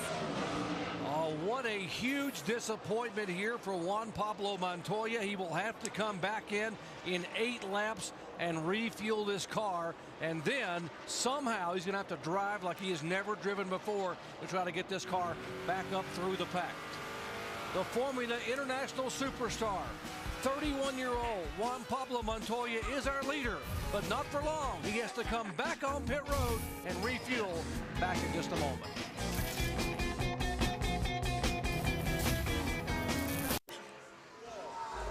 This live telecast from Mexico City is available on ESPN2 HD, presented by Vizio. On board the 42 car of Juan Pablo Montoya, live NASCAR Busch Series action from the Autodromo Hermanos Rodriguez road course. Take care of your tires. And that is the word from Brad Parrott. And here is what happened just a few laps ago on this pit stop for Juan Pablo Montoya. Okay, we see the catch can man. He grabs the first can and pulls it away. We can see it's pretty heavy, and all this gas flying out. He must not have the fuel can is not engaged. He's got it in his hand. That overflow can has to be engaged to vent the fuel cell so the fuel can go in the car. And we are being told they got less than 10 gallons, approximately 8 gallons. Let's find out what exactly happened here. Jamie is standing by with the crew chief, Brad Parrott. That's right, and Brad is the man we've been hearing on the radio with Juan Pablo Montoya. Brad, what happened exactly on that last stop? Well, the overflow tube has gone out of the car. It's held on by a hose clamp, a 15-cent hose clamp, I'm sure. And yes, 3 laps. Yeah. I'm sure, I just can't believe it. You know what I mean? Just, I don't know if a caution will come out in the next 3 laps, but we're going to come in. I'm not going to take a chance in running them out of fuel. So we're going to come in and not take any tires. Got to raise the deck lid, put the hose back through the hole, and put the catch can in. Is this something you guys think you can get figured out to make it to the end of the race? Oh, yeah. We're going to fill it up right here and be good for the end of the race. Hopefully we'll get a caution or 2 and get back up through. All right, Tim Brewer, they're coming in 3 laps. Come on, Shifty. Hey, here we are, guys. Just look, a tank shot right in here. Here at the Navy car, what they're elaborating on, there's a valve in here. You can see this ink pen right here. When I push this pin in here, it opens this flapper door up. Apparently what happened, this hose clamp right here fell off. This valve fell down inside of here. Therefore, the guy sitting putting the fuel in the car right here. If you don't open this valve up to my left hand, you don't get any fuel in. Bad break for these guys. Thank you very much, Tim Brewer. For more information, you can log on to ESPN.com, search word Autotech. And our Chevy exhibition car down there with Tim Brewer, our crew chief emeritus. And guys, how many times does like a 15-cent part cost you a race? I tell you, that's unbelievable for something like that to happen. I mean, this guy is just wearing this field out. He's flying around this course. Him and Scott Pruitt are just putting a schooling on these guys out here in this track right now. Montoya is just absolutely class of the field. The car's handling perfect. But to come down and stick the catch can in and the whole hose falls in, just like you said, Jerry, this hose clamp was not tightened, and that's what caused this problem. It's hidden back up with the deck lid, and you know what, Andy, it's not one of those items you really always seem like you're maintaining on a daily basis, is it? Hey, bud, next time by. Fuel, we're going to raise the deck lid. You'll go on me. 28.54. It actually is something that's on the checklist. I'm sure every single part on that race car is on the checklist. Car will be looser because we're going to fill it up with gas on older tires. All crash. Here's the 13 car that has come off the track. Todd Souza, the Watsonville, California driver, and a caution comes out, full course caution, and what a huge break for Juan Pablo Montoya. It's going to be a great break for him, but he's still going to have to race by a lot of cars because I don't think you'll see all these leaders on pit road. Now, right of your screen is that's Chip Ganassi, left Felix Sabates. These are the two co-owners of the Montoya and Scott Pruitt cars. We're changing 4 tires now, guys. We're changing 4 tires. We're going to change 4 tires. I want 1 tire carrier. 4 tires, 1 tire carrier. Okay, he's splitting up the workload. He would normally use 2 tire carriers. He's going to take one of those guys and have him open that trunk, try to get that part out there and get it fixed where they can get gas in it and put 4 tires on it. And Rusty, I believe this guy is talented enough to change 4 tires, go to the back of the pack with 28 laps left and make his way back toward the front. Well, Jerry, it very well could be. I mean, he's been flying out there right now. Now it's a whole different mental attitude. Juan Pablo's going to be up in the wheel, not that he hasn't been all day long, but he's going to be more yet. Now, the guy's sitting in really good shape is Scott Pruitt and Denny Hamlin and Carl Edwards, Boris said, guys like that. They have no problems. They'll probably just stay on the track. They're going to be home free. We're going to keep an eye on Juan Pablo Montoya because he's the cat that's flat going to be flying through this field. Let's quickly show you while we are under yellow once again. Watch the 13 car, the top left side of your screen, as there is contact right there in the 13 car if Souza goes around. Pit road is closed. Stay out. All right, you heard Brad Parrott tell his driver, you must stay on the racetrack. There again is the spin, the contact with the 13 car and the 27 of Jorge Getters. And Souza goes around. Now, because pit road is closed, they're going to have to make one more lap before this pit stop. We'll take a quick break and come back and see if Juan Pablo Scott could get this car fixed in a hurry. Back in a moment. Back in Mexico City, critical events, lap 45. This was supposed to be the final pit stop for Juan Pablo Montoya, but they can't get fuel in the car. They're shaking. He leaves pit road with just 8 gallons. Lap 52, this contact between the 27 of Jorge Getters and the 13 of Todd Souza may just have given Montoya a chance to come back and have a shot at winning this race. We are under caution here with NASCAR Busch Series live coverage in full circle coverage in Mexico City, Mexico. 27 laps remain here, and the international road racing superstar will be headed to pit road here momentarily. As soon as y'all see the gas in the hole, because I want less gas, because we are hauling butt right there with less gas. We don't have to fill it up now, because we got 26 laps to go when we take the green. Okay? Or do you want full of gas, Juan? 10-4. 10-4. Just leave the trunk up, leave the trunk open, and when you see it come in the hose, pull it out. Do you hear Brad Parrott telling his crew, getting everyone to know their jobs? And Andy, he said, do not fill it up. Do you agree? I don't agree with that because I don't know how you can try to time that to hit it just right. At the problems they've had here, I want to make sure I got enough fuel to get to the end. And that's the only problem because you don't know how much is going in it. But boy, his car's running fast with not much in it. That's what he was talking about. Here's the critical pit stop, Jamie Little. He's hauling ass right there. Juan Pablo Montoya enters his pit box right now. Remember, guys, we're on a road course. It's backwards, and these guys are changing up their strategy. 1 tire carrier instead of 2. Now, what Brad Parrott told the team to do, leave the trunk open, find the actual hose that fell in, get that out. You guys make the adjustments. Juan said, go ahead. Either you guys fill it up or you put just enough for 26 laps. You can see it. It's going to take a little bit more time on this stop because of the 1 tire carrier.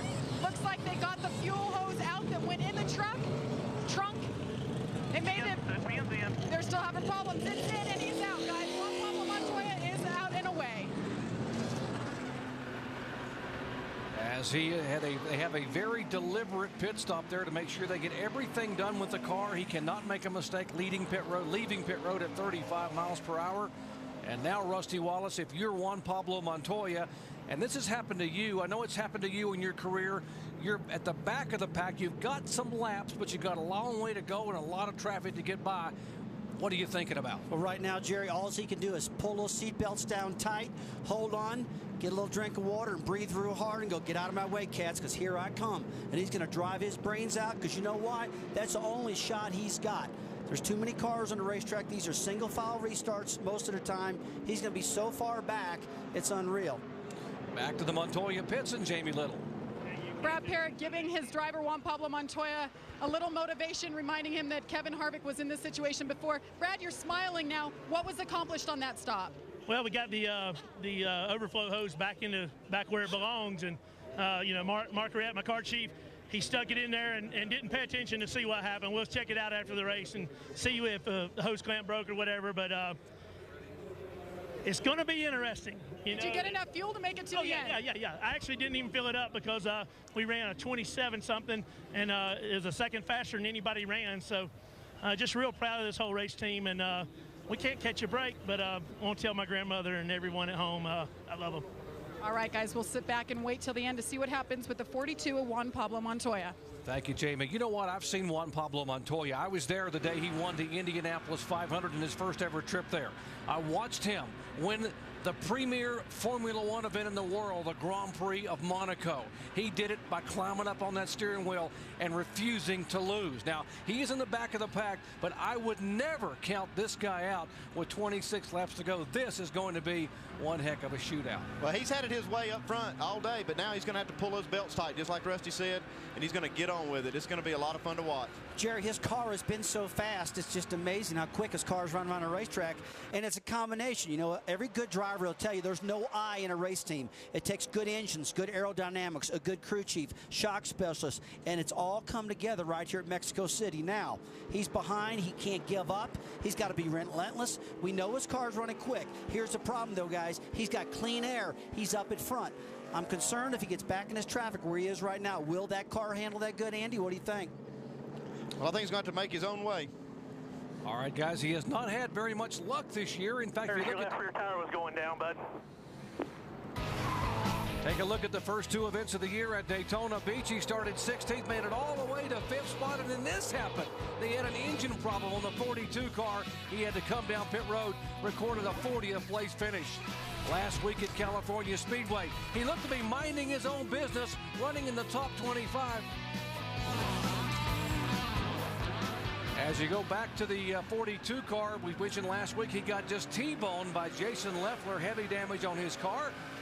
As we are set to go back at Juan Pablo, those are his finishes in the first two events, 40th at Daytona and 39th at California. Get ready, green, green, green.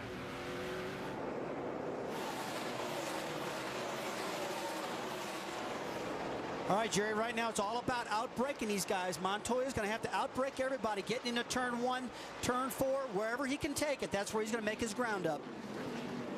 Pruitt, the left side of your screen. Denny Hamlin trying to make a move on the outside. He can't get it done with a right-hand turn, can he? No, not on that side. I wouldn't even attempt that one. But, you know, Denny wanted to get in front of him because he's been bumper to bumper with the 41 car of Scott Pruitt right now. He's thinking, hey, if I can get it done now, let's get it done.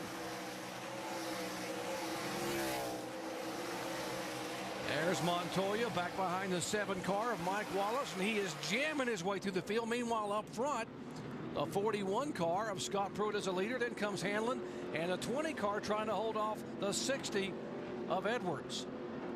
You got Brian Semo in the 34 car a lap or so down. These leaders are trying to work their way by him. Looks like his car is pretty fast, so it's making it really very difficult.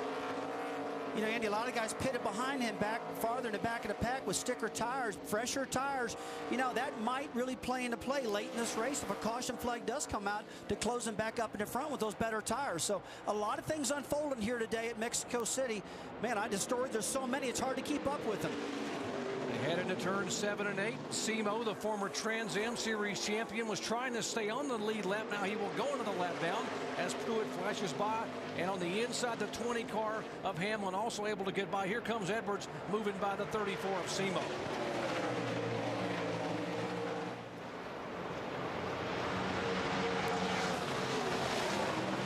You got to remember now, going to this turn right here, going into turn 1, you see Edwards on the left-hand side of your screen. It's all about out-braking, getting in the corner. Boris said right on his tail right now through turn 1, getting ready to exit turn 2. Now here's where you got to have a lot of head of steam to get that momentum down the back straightaway. Off of turn 3, you see Boris right on the tail end of Carl Edwards. If you can get right on the tail of guys, you can dart out and make that pass, but you got to be right there. These guys have been patient early in the race, but we can see the patience wearing a little thin here as the race wears down to the end. You saw Marcus Ambrose, the 59 car, make a move. Behind him is Biffle. They are trying to make moves for position. Here's the 9 car of Boris Said as he slides beneath the car of Edwards. Well, I wish we had a replay on that one of Boris Said going past Carl Edwards, because if I tell you what, going into turn 4, that's the area we talked about where they can outbrake and pass, and I'm sure that's what's happened. Carl Edwards will be moved back to 4th position. Boris Said moves to 3rd. I'll tell you, the guy I've really been impressed with, guys, is Greg Biffle. He's in 6th right now with a backup car. You know, him and Steve got together early, tore some fenders up, but got back on the track, got going again. And to have a backup car, Andy, and start where he had to start, you know, with no track time, I guess what I'm saying, not much of all. He's doing a heck of a job. Yeah, these guys not having a whole lot of time to prepare the car either, so I'm really impressed with what these guys have been able to do. Yeah, Newton Moore, the crew chief on that yard man for the 37 of Biffle. They did a heck of a job. This was a brand new car. They were planning on running at Montreal in August. They had to bring it out a few months early and in a hurry after the primary car had damage. Now behind these guys is the 1 car, and that of course is J.J. Yaley. Let's check in with Dave. And he's having a great day, Doc. JJ has pitted so that they are just about 1.5 laps to the good for the end of this race. His car running very well. And if the Mexican fans here were looking for somebody else to cheer for, well, JJ's maternal grandmother was 100% Mexican, and he was introduced with a sombrero on today.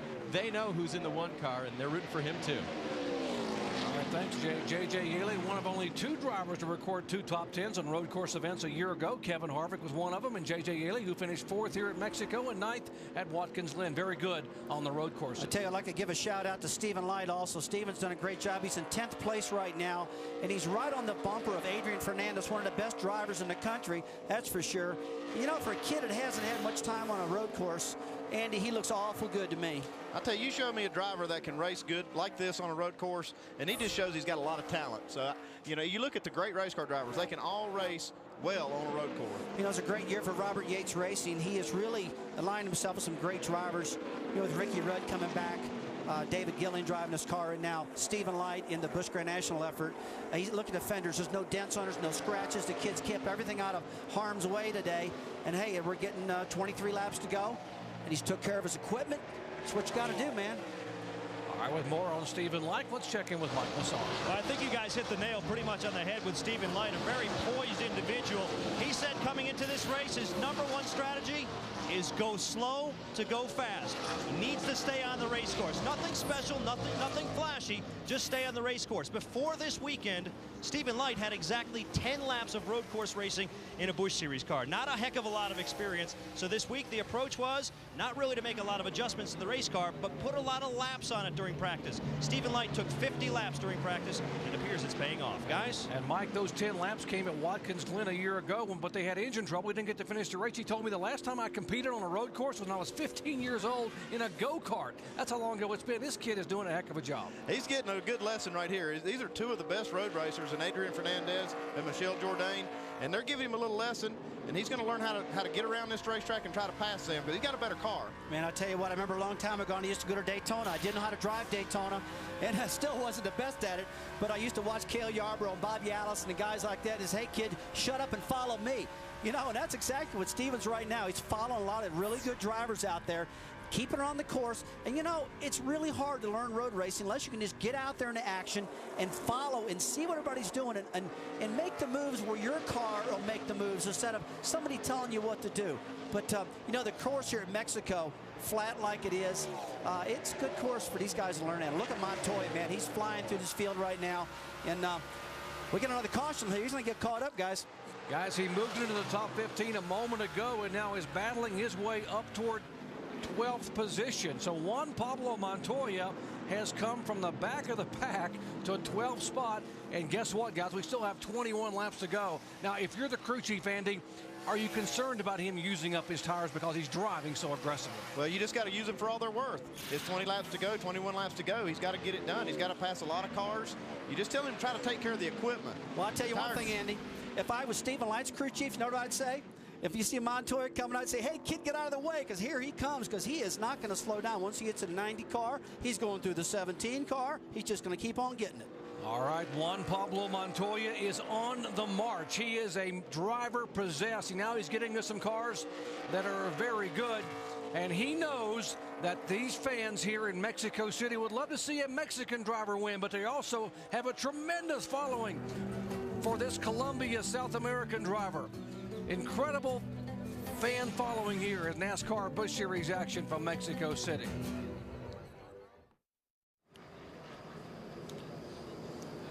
Back in Mexico City, caution is out for the third time a day.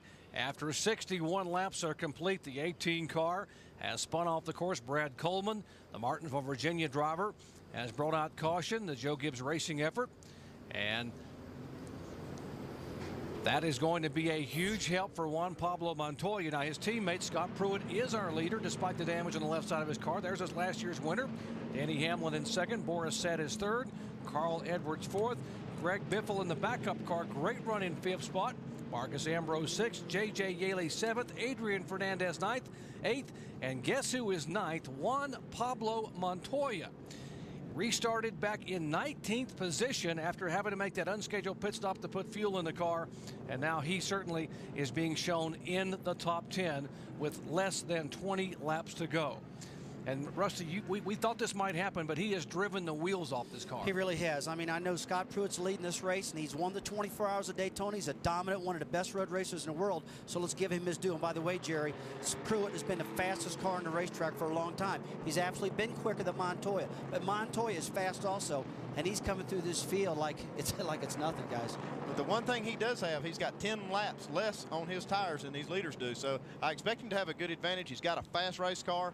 I expect him to really bust up through here. Well, with those sticker tires being a brand new tires to give you more grip on the racetrack, that is a big advantage over the leader, Scott Pruitt. Now, he was able to pass a lot of cars, but now he's gotten to some guys in front of him that are very good road racers. Adrian Fernandez, who, by the way, is a very good friend of Juan Pablo Montoya's, is right in front of him, you know, in the 8th position. So he's not going to be able to scoot by some of these guys as easy as he did some of the others back in the pack. You're exactly right, Jerry, but although he was outrunning Adrian Fernandez that last lap by 1 second, that's what those fresh tires, like Andy Petrie just told us, do for you.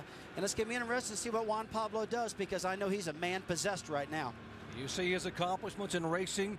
The Kart Series champion, youngest in history. He had 7 wins that year, by the way, 5 of them coming on road courses. He won the 2000 Indianapolis 500, the Grand Prix of Monaco. His best finish to date in the Busch, 11th last year at Memphis. That could change here today. All right, we get ready to talk to our in-race reporter, Rusty Wallace. Let's talk to Juan Pablo Montoya. Juan Pablo Montoya, Rusty Wallace, ESPN. You got us? Clear, copy, loud and clear. Juan Pablo, I know this is really upsetting that you had that fuel problem, but you're one of the fastest cars in the track right now. You're 9th, outrunning everybody. We really believe you got time to get it done. Are you feeling a lot of pressure?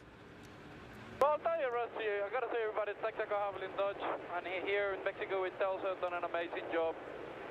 I know, we got to do the best we can, but, this race we need to bring the car home.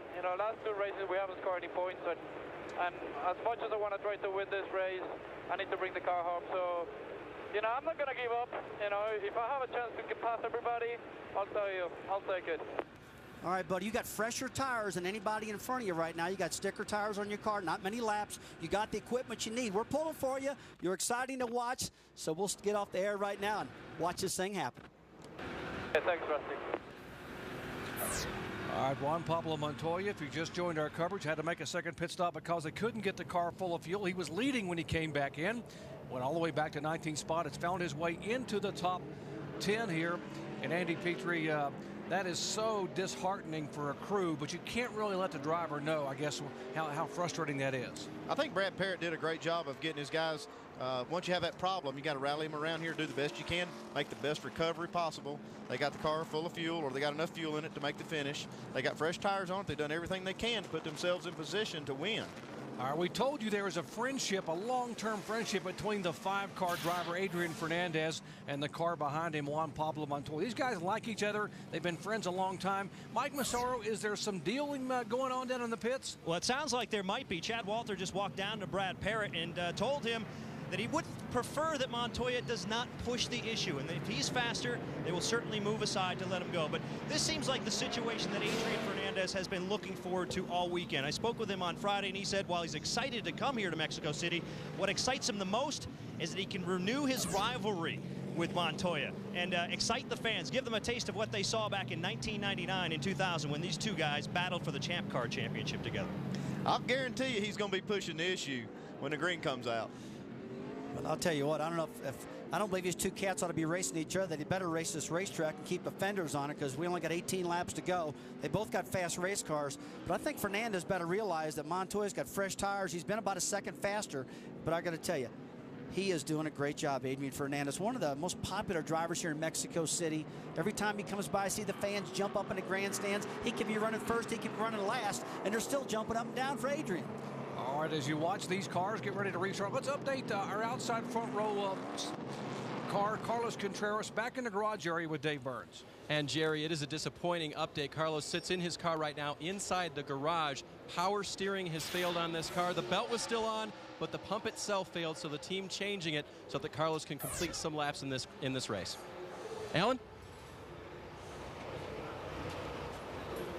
Scott Pruitt's team looking on in the first pit stall down on pit road, watching their driver. That's the crew chief, Brian Patty, and next to him, the two team owners, Felix Sabates and Chip Ganassi, respectively. They have told Scott Pruitt of the situation on the radio, where he's running in terms of where Montoya is, the lap times, and Brian Patty's basic words to Scott Pruitt were, he'll probably get to us, and then may the fastest car win.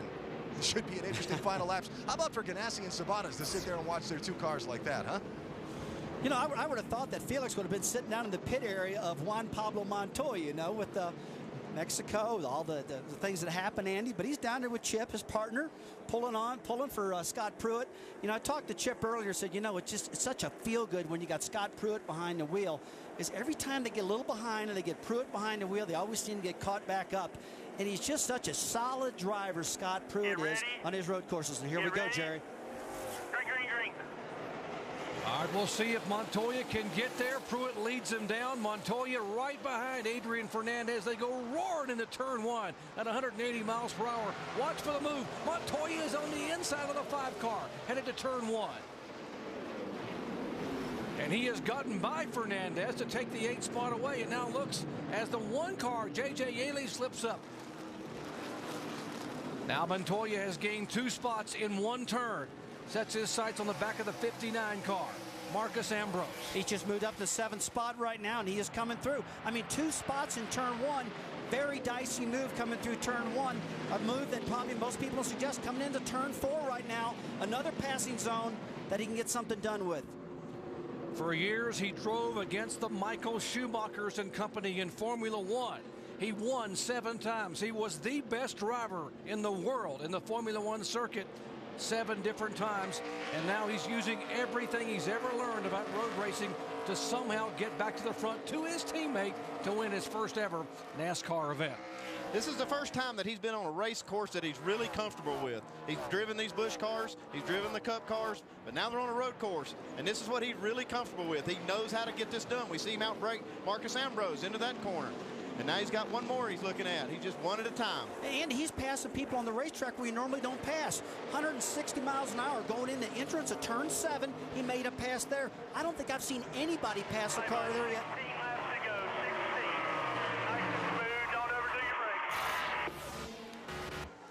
This is one talented race car driver. Now the question is going to be, as he continues to move up now in the 6th position, he sets his sight on Greg Biffle. Biffle's not going to give him a lot of room. He gives him just enough, and he takes the 5th spot away.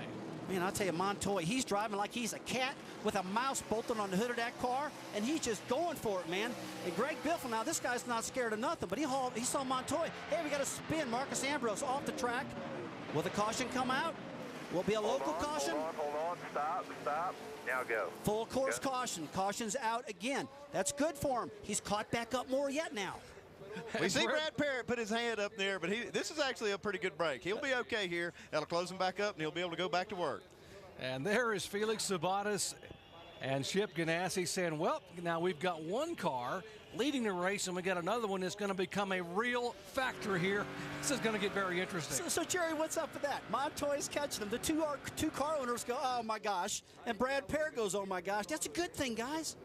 All right, let's show you why we are under caution. The 59, the Matchlight charcoal car of Marcus Ambrose goes all the way around, does a nice job of getting it spun around. Adrian Fernandez missing in the 5 car.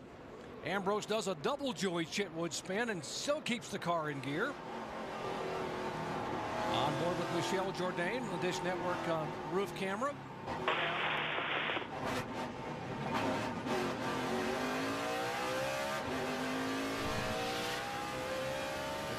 Well, folks, Juan Pablo Montoya is 5th with 16 laps to go. This is going to be some kind of finish at Mexico. Still under caution with 15 laps to go in the Telcel-Motorola Mexico City 200 in the Busch Series. There's Carl Edwards just leading Juan Pablo Montoya. He has been the focus here. The Colombian has driven like crazy, needed a caution, got one on lap 55 to move from 21st up to 5th. And now you can see a little deal being made. And the number 60 car is Carl Edwards. He's going to take over the Busch Series lead because Kevin Harvick is not down here in Mexico. Edwards' car position just in front of Montoya in 4th position right now, but they don't want to fight for it with Montoya driving this aggressively. It's like basically a 2.5 mile passing zone for the number 42 car. Let's go back to the booth. All right, let's talk to our in-race reporter, Juan Pablo Montoya. He comes out, and Rusty Wallace, let's see if we can get a hold of Juan Pablo. Juan Pablo, Rusty Wallace, ESPN, you got us? Yes, Rusty, copy that. Buddy, I tell you what, you're amazing to watch. You have sliced your way through the field. The only thing I can think you could do now is pull those seat belts down tighter because you are flying, buddy. What's the car feeling like? So the car is awesome. You know, we got a fast car, but, you know, faster you go and further forward you go, it just gets harder. So, I don't know, we still have a chance, but I'm not giving up here. But as I tell you, we need to bring the car home, so I need to be careful. It looks like Brad Parrott's got your car handling perfectly. The whole Ganassi team has really got you set right now. The fuel issue is old news at the moment. What's your plan right now? Just to try to outbrake everybody all you can, or get them through the S's? You know, there's a couple of places. Into 1, into 4 you can pass as well. It's not so much how deeper you brake, but it's just about keeping momentum through the braking. Another thing where I'm beating them up is through the braking. But I'll see, I don't know, we'll see. Guys have been very good to me. You know, when I've been going through, they've been giving me space, and it's been really good. And I think it's going to get harder further forward you go. I think these few guys in front of me are not going to be that easy. Okay, Juan Pablo, thanks for talking with us. You got 14 laps to go, and have a good day there. It looks like you're looking great. All right, Juan Pablo Montoya has come from 19th spot to 5th in 9 laps, gained 14 spots in 9 laps. Now the question is, can he pass the next 4 cars in front of him? We saw some discussions a moment ago. He don't want to give it up, but he knows he's going to have to give it up. With Brad Parrott. And then when you get to the 9, he's going to race you. So you know what you got to do. You got plenty of time left. Best driver in the world, man. That's Brad Parrott telling his driver what's going to go on. Let's check in with what actually was discussed with the 60 car, Alan. Just the radio traffic to Carl Edwards from his crew. Carl said he did not want to let Juan Pablo by, but if he passed him cleanly, he wouldn't fight him. Carl is thinking big picture championship. You see Jack Roush there, the cat in the hat in the middle of the screen. Carl doesn't want to give up anything on the racetrack, but he doesn't want to get roughed up from behind either by somebody in a hurry to get through. And the big picture is that Carl Edwards came into this race just 15 points behind Kevin Harvick in the NASCAR Busch Series point standings. Harvick did not come. He's running a limited schedule this year. So Kevin Harvick should leave here as the points leader if he doesn't have a problem. Well, I'll tell you what, Carl Edwards knows the best way to get crashed is to hold up a guy behind you that's faster than you. So he'll be paying attention. I don't think he's going to give him too much trouble here because he knows Juan Pablo Montoya's car is faster than his. You know, I totally agree with you, Andy. That's for sure. But, you know, we're at Mexico City, man. We're only 3 races into the year. I know it's thinking about points, but if I was Carl Edwards, I want to win this race, Jer. I tell you, he may be able to get by the 60, but my question is, when he gets to Boris Said, Boris is not going to move over and give him any room whatsoever, because Boris wants to win this race for the 9 car for Ray Evernham. So does Denny Hamlin. And what about his teammate when he gets up there to the front, if he gets there? Now, you better remember about Denny Hamlin. He won this race last year. Denny's got a great car. We haven't been talking about him much. It's because he's been solid as a rock back there behind Scott Pruitt. He's another one of these drivers that, hey, he's got it covered. He knows what he's doing. But you're right. When you get to Boris Said, now there's a guy that took a lot of young drivers through school, taught them how to drive. He's like the old professor. So if I was Montoya and you get to the back of Boris Said, things are going to get a lot tougher. Montoya's put on a road racing clinic here today, though. I'll tell you what, I've really been impressed with him. Well, I'll tell you one thing I'm impressed, too, is that he got fresh tires in that car compared to the cars in front of him. Tell you what, there's nothing better, Jerry, than being late in the race and having fresh tires and having that confidence that you got the fastest car in the track, you got a really good handling car, you got enough fuel, and you got good tires. All right, with more on the 20 car, let's check in quickly with Mike Massaro.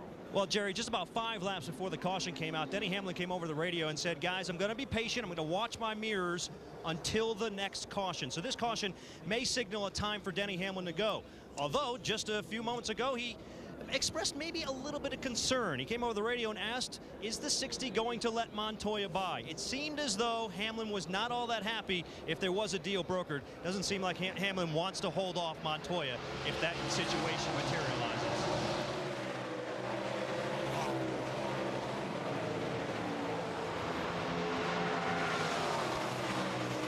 Guys, Juan Pablo Montoya has been able to make the pass inside of Edwards. Now looking inside the 20 car in turn 1. Hamlin on the outside. He has a preferred shot to make the left-hand turn. Oh, on the ripple strips, and Hamlin holds on to the spot. I'm going to tell you what, Juan's got. He's got to get off this turn 4, right, or turn 3. I'm sorry, right on his bumper to get the momentum to get down into turn 4. But boy, he got right past Edwards and no problem whatsoever. You know, we talked to Juan Pablo about the best places to pass, and he said it's not so big, the out-braking zones. It's getting through the S's and keeping your momentum going. So let's see how he gets through. This is a very crucial part of the racetrack where he's at right now. But this should be where his tires, his 10 laps less on his tires should help him right through these S's. Andy, the exit of turn 6 where he's about to approach just right now, if he can get off of turn 6 wide open with a full head of steam, he might really get right up on the bumper of the 20 car at Denny Hamlin, make that pass he made earlier into turn 7. I'd watch Juan Pablo Montoya here in turn 7 and turn 8, the big left-handers inside of the 20 car. Can he hang on? He gets the car up in the middle of the groove. What a picture-perfect pass. He did it. He did it. I can't believe he did it again. Nice and smooth, okay? Take care of the brakes. Okay, that's 2 cars in 1 lap. And a crash up across the racetrack. We will have caution again for the 5th time of the day. And there you see Tony Glover right side of your screen. There is Brad Parrott, the crew chief, talking to his driver Juan Pablo Montoya, who is now 3rd. And the caution is out. David Gilliland driving for Team Renzi. And the plot thickens. I'll tell you what, this is amazing. There's a lot of guys picking up a lot of positions out there today, and it just lets Montoya get closer and closer. I'm sorry, guys. I got so heated up on that turn 7, man. I just haven't seen anybody pass there, Andy. I mean, you saw it coming. We talked about you got to get off of that turn 6, and if you get off there wide open like he did, man, he had that head of steam going into 7, drove right underneath Denny. But you got to remember, he's got fresh tires. Here's the damage on the right side, significant damage on the right side of the 17 car of Michel Jourdain Jr., the 1 car off the racetrack a moment ago. J.J. Yaley, the caution out for the 5th time. The 25 car, David Gilliland, involved in a spin as a couple 3 cars have gotten together. And what a finish we are setting up here. Here's what produced the yellow flag. Contact. And the 25 car of Gilliland goes spinning around. Back with the finish at Mexico City in a moment.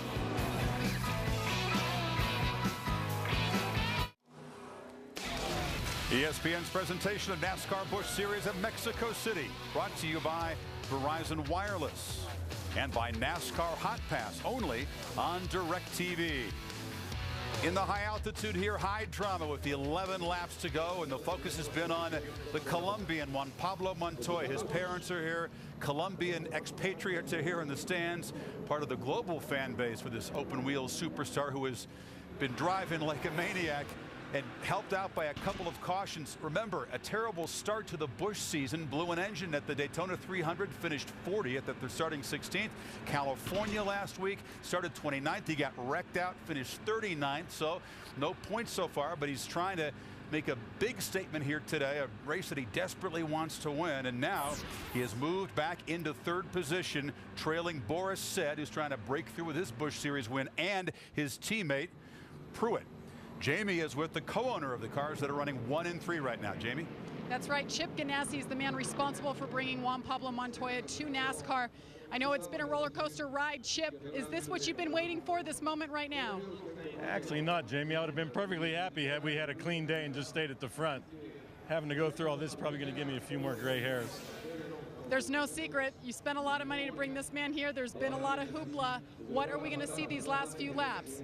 Well, I mean, if he has an opportunity to pass, he will. I mean, but he's smart enough to know that, you know, he's only going to give the car what the car will accept. And if the car will accept it, he'll do it. But he's not going to do anything the car won't do. His teammates right in front of him, Scott Pruitt, are their team orders going into these last few laps. We had a long discussion about that this morning. And, you know, there's never any team orders in our teams. But the one team order is don't crash into each other. There you have it. Don't crash into each other, guys. This is going to set up for one exciting finish. Well, no team orders except don't wreck each other, and this could be one heck of a finish. The emotion of Brad Parrott and the Texaco Havoline crew. Can their driver get there? Juan Pablo has come from 19th to 3rd. 11 laps to go. A finish when we come back.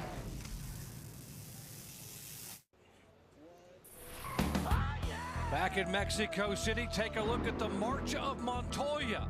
He was 19th because of an unscheduled pit stop. Lap 17, he goes by Michel Jourdain to take a spot away. 1 lap later, he dives beneath Greg Biffle, former series champion, to take a spot away. And now he's in the top 5. Just 2 laps ago, he goes on the inside, on the outside of Denny Hamlin to take a position away. It has been done before by open-wheel veterans Parnelli Jones, 4 career Nextel Cup victories for the former Indy 500 winner. How about A.J. Foyt? Supertex has won 7 times in NASCAR. Along with 4 Indy 500s, Mario Andretti, who of course won the Daytona 500 in 1967. Al Unser Sr., top 5s in NASCAR competition, also a 4-time Indy 500 winner.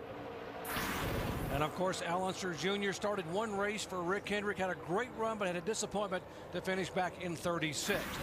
Could this man be the next open wheel superstar to come to NASCAR and go to victory lane in only his 7th Busch Series start? 42 cars sitting back in 3rd spot. Let's check back in his pits with Jamie Little. Well, we're talking about the teammates that target Chip Ganassi and Scott Pruitt and Juan Pablo Montoya, but in the middle is the number 9 of Boris Said. Guys, 44 years old, never won a Busch Series race. He wants to get it done today. So there is some chatter amongst crew chiefs to their drivers and so forth. This is what Brad Parrott was saying about Boris Said just a few minutes ago. Just some FYI here. You did a great job on the 20s. Just be careful with Boris doing the same thing, because they have wrecked down there because they beat you down and then you get loose. So nice and smooth.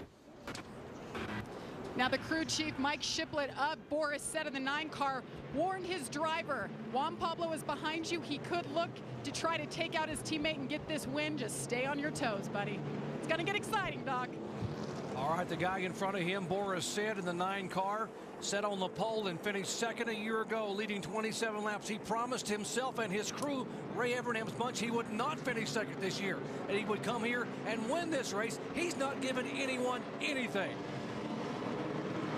10 laps to go. What a shootout in Mexico City. Green flag flies, and this is where Montoya has been able to make his moves at the end of the straightaway. Juan Pablo looks to the inside of the 9 car.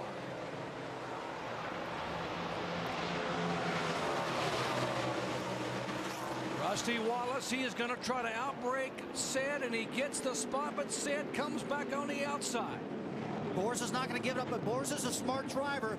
Juan Pablo's got the line. Now he's got Scott Pruitt in his gun sights. And the whole deal now is coming off this turn 3 to get a lot of momentum. How about Denny? Yeah, Denny Hamlin back alongside of Boris. Great move out of Denny. That's the battle for third. Hamlin, the 20 car. Behind him is Carl Edwards. Behind all three of them is Greg Biffle. Well, all this racing behind Montoya is old news right now. He's got him back there. He's got Scott Pruitt, his teammate, in his gun sights right now with fresher tires, and he's an expert through these S's. So I expect him to get right up on the rear bumper. Hey, maybe we'll see that wild turn 7 pass again. Who knows? He's got 9 laps to go. He's got plenty of time. He can take his time here. He can pick and choose his points where he wants to try to make this pass. And he can kind of watch and see where Scott Pruitt's weak and then maybe pounce on it here later. For the first time in about 15 laps, we're seeing Scott Pruitt in the 41 car really hustle that car. He was sliding the back end coming out of the S's. He knows he's going to have his hands full with his teammate. He really does. I mean, it's just a matter of time before Juan Pablo gets up on his tail, unless he makes a mistake. And he's got such a good car. That's what the key to this race is. Like Andy said at the beginning of the show, stay on the track. Don't make any mistakes. If I was Brad Parrott, I'd be telling him, just take your time here. You got plenty of time. Don't try to make it happen here too quick. All right, Juan Pablo Montoya. What a run today, by the way, for the 41 car of Pruitt. And there's contact. Montoya and Pruitt come together. Montoya, they spin around through the grass and dirt goes Montoya. Pruitt's car has yet to fire. And the caution is out. I will tell you, I would have never believed that in a million years. Juan Montoya is just so excited and just pressed the issue a little bit getting into turn 1. My gosh, it's bad news when you take your own teammate out. And I know he didn't mean to do it. It's probably killing him right now this happened. It looked like to me there was a little, there's enough blame to go around there. Scott could have seen him under him right there, maybe giving him just a little bit more room. You know that did mean for that to happen, but boy, I'll tell you what. Ooh. And you see the look there on Brad Parrott's face, and you saw the very stern look from the team owners a moment ago, Chip Ganassi, who told our Jamie Little, the only team orders we have is don't wreck each other, which is just what happened. Let's take a look at this. As he gets into turn 1, he darts out underneath them. Oh, no, that's a tough one right there, guys. It really is, because he's kind of got the spot on the 41 of Scott Pruitt. But when you get in that situation, things happen really, really quick. Let's watch it one more time. He's committing. Oh, tell you what, I really think that Juan Pablo just pressed that issue just a little too much. He's had such a great car. I would have probably waited another corner. Last thing Ganassi Racing wants to see, but it looks like Montoya's in a position he wants to be. And look at the guys go off through turn 1 and bounce back on into turn 3, passing a lot of cars right there. So, Rusty, had you been in the 42 car in the position Montoya was in, going into 1, what do you do? Jerry, it happens so fast. You can't say I would have done this or would. That's like, armchair quarterbacking right now. He had a lot of run. He's got a lot of adrenaline flowing. He knows he can get it done. He's passed everybody in turn 1 and turn 7, so he probably went for it. He probably thought that Scott was going to stay up and let him have it. And Scott probably figured he was far enough ahead, which, you know what? He really was. All right, let's see exactly what Juan Pablo Montoya saw as they were coming down the front straightaway. 170 miles per hour. His teammate Scott Pruitt on the left. Montoya makes the move inside. There's contact around those Pruitt. Montoya through the grass.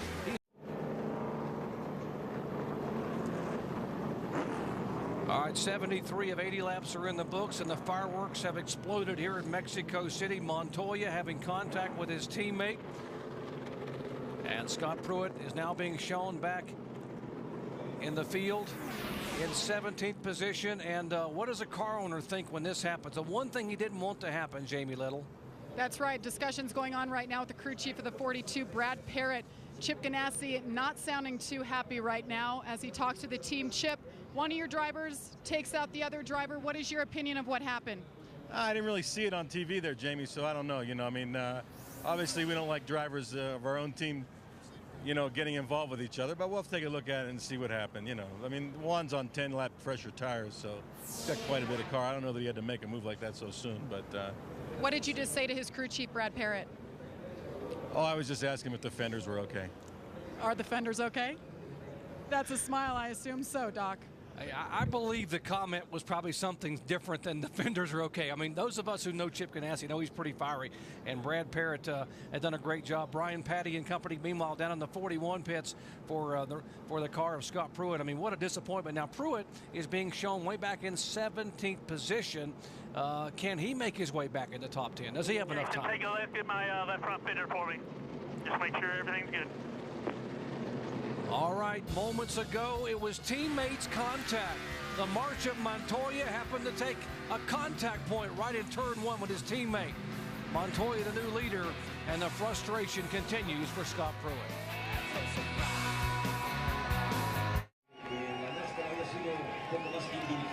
Well, the Colombian contingent, they've broken out the Colombian flags for their favorite Juan Pablo Montoya.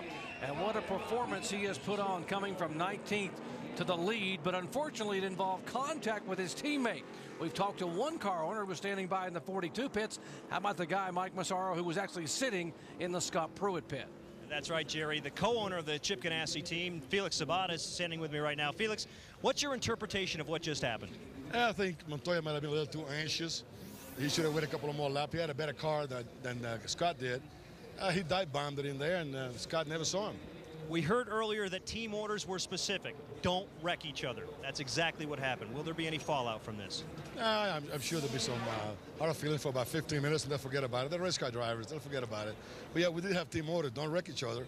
But, you know, when those guys put the helmet on, the thing goes off inside their head, and they'll forget what the team orders are. So it was unfortunately happened. I think Montoya had a better car. He should have waited, but it happens. He was a little anxious. You were in the 41 camp when this occurred. What was their reaction? They were not happy. Just like anybody else would have wrecked him. I mean, when the green flag drops, he's man for himself. You know, there's no team. So they were pretty disappointed. A lot of dejection on this side of the Ganassi camp, but perhaps some elation in just a few laps. Guys? Thanks, Mike. Back to green flag racing. Montoya does not have this thing won because there are still some pretty strong cars behind him, including Denny Hamlin, last year's winner in the 20 car. Battle for third spot there as Edwards is on the inside of Boris Said, but Said takes a spot entering turn 1. Now Montoya gets some clean track like he's got right now and stay that way and keep it on the course. I mean, he's got a great shot to win this thing, but Denny Hamlin won this thing last year. He's not going to roll over on him right now, guys. Montoya is getting ready to enter his great part of the racetrack, the S's. That's where this guy really shines, through the S's. You see the progress of Juan Pablo Montoya the last 10 laps. Remember, when he came in for the unscheduled stop, he came back out in 19th position. He passed 14 cars in 9 laps to get to the top 10, and he's getting his hands full now. Yeah, Denny Hamlin's not letting him get away at all. He's putting some pressure on him right here. You know, Denny's all over. He's not going to give up now. You got to remember one thing. You know, the brakes on both these cars, on the 42 and the 20 of Denny Hamlin, they're really good brakes. They don't have anything better than anybody else, and so Denny's probably going to drive it down into turn 1 for all he's worth also. So, hey, this game isn't over, guys. Right there's a strong point for Montoya. That turn right there has been strong for him all day long. He's coming out with a lower line, Andy. It feels like he can pick the throttle up harder off at that turn 8. And you saw that Denny really moved out on the racetrack a little bit, got the left-hand side of his car right against the grass, kicked up some dust. And again, what you can't see at home is the fact that the 42 car has tires that are 9 laps fresher than either one of the 20 or 9 car. And Andy Petrie, that is a huge advantage on a road course. Oh, it really is. These tires kind of go away on you to get hot and greasy. And if you can have tires that have 10 less laps, that's a big advantage. Right now we're getting down to 4 laps to go, and he's pulling away from the 20 car. Denny Hamlin, oh, got a spin in the back. Shane Huffman goes around, clips Mike Wallace just a little bit. Another caution flag is falling here. Just about the time we think we get something going. Another caution flag comes, going to stack him back up. Exactly what Denny Hamlin wants. He wants another shot at him. Caution flag waves, and Juan Pablo Montoya will have to defend that position with a bent-up nose on his Texaco Havoline Dodge. And wow, this could come down to one heck of a shootout because Denny Hamlin wants to get there. His crew chief and team knows that they've got a car that could possibly get it done. Here's the contact that produced the yellow flag again as Shane Huffman goes around. Back with the restart in a moment.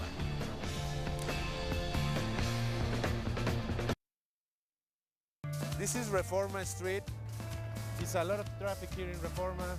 So let me show you how the Mexicans cross the street here in Reforma. So come with me, guys, okay?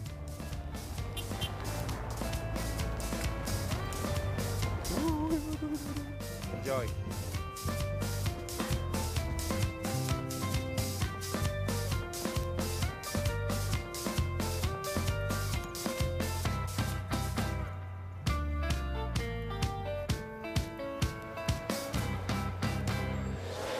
Carlos Contreras trying to disguise the popular Colombian Juan Pablo Montoya, as Carlos Contreras, who's from Mexico City, knows how popular Juan Pablo is. You see Juan Pablo now being shown as the leader. And you know, we asked Juan Pablo Montoya, what does it mean to race here in Mexico?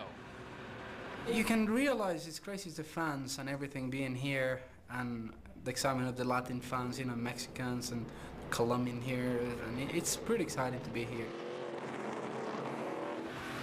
All right, the last non-American driver to win a NASCAR Busch Series event. You got to go all the way back to 2001 at Watkins Glen when Ron Fellows, the Canadian, won. Are we going to see history written again in the NASCAR Busch Series record book? Unbelievable. They're watching down in the Juan Pablo Montoya pits. There is Connie Montoya, Juan Pablo's lovely wife, his mom and dad. Pablo and Libya are also here from Miami to watch history being made. And how about these Colombian fans that have been on their feet enjoying the afternoon? They can't wait for their hero to become a NASCAR winner. Well, what do you think? You think Denny Hamlin's going to put a bumper to him, move him out of the way a little bit, Andy? I don't know. It's a couple laps to go. He's going to give it all he's got. He's going to give it all he's got. Denny Hamlin, a veteran of the short tracks in South Boston, Virginia. You're not going to push Denny Hamlin around. And by the way, remember, Denny Hamlin won both events at Pocono a year ago, driving for Joe Gibbs, where you have to be able to make that hard turn into turn one. Let's see if he can do it here under Juan Pablo Montoya. 3 laps to go. What's going to happen in Mexico City?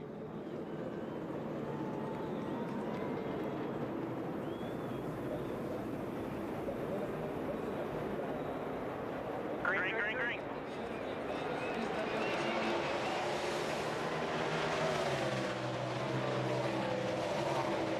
This could be the critical point. Hamlin's going to look for making the move. He knows Montoya is going to protect the inside. Hamlin looks high. Can he get there? It looked like he was going to try that move, but it didn't work for him. Montoya bobbles with the rear end a little bit. Gets Hamlin right on the rear bumper. Oh, and he gets a little contact. Montoya's just got to get the stuff off his tires, and he's got to set sail. He's got to kind of get some rhythm.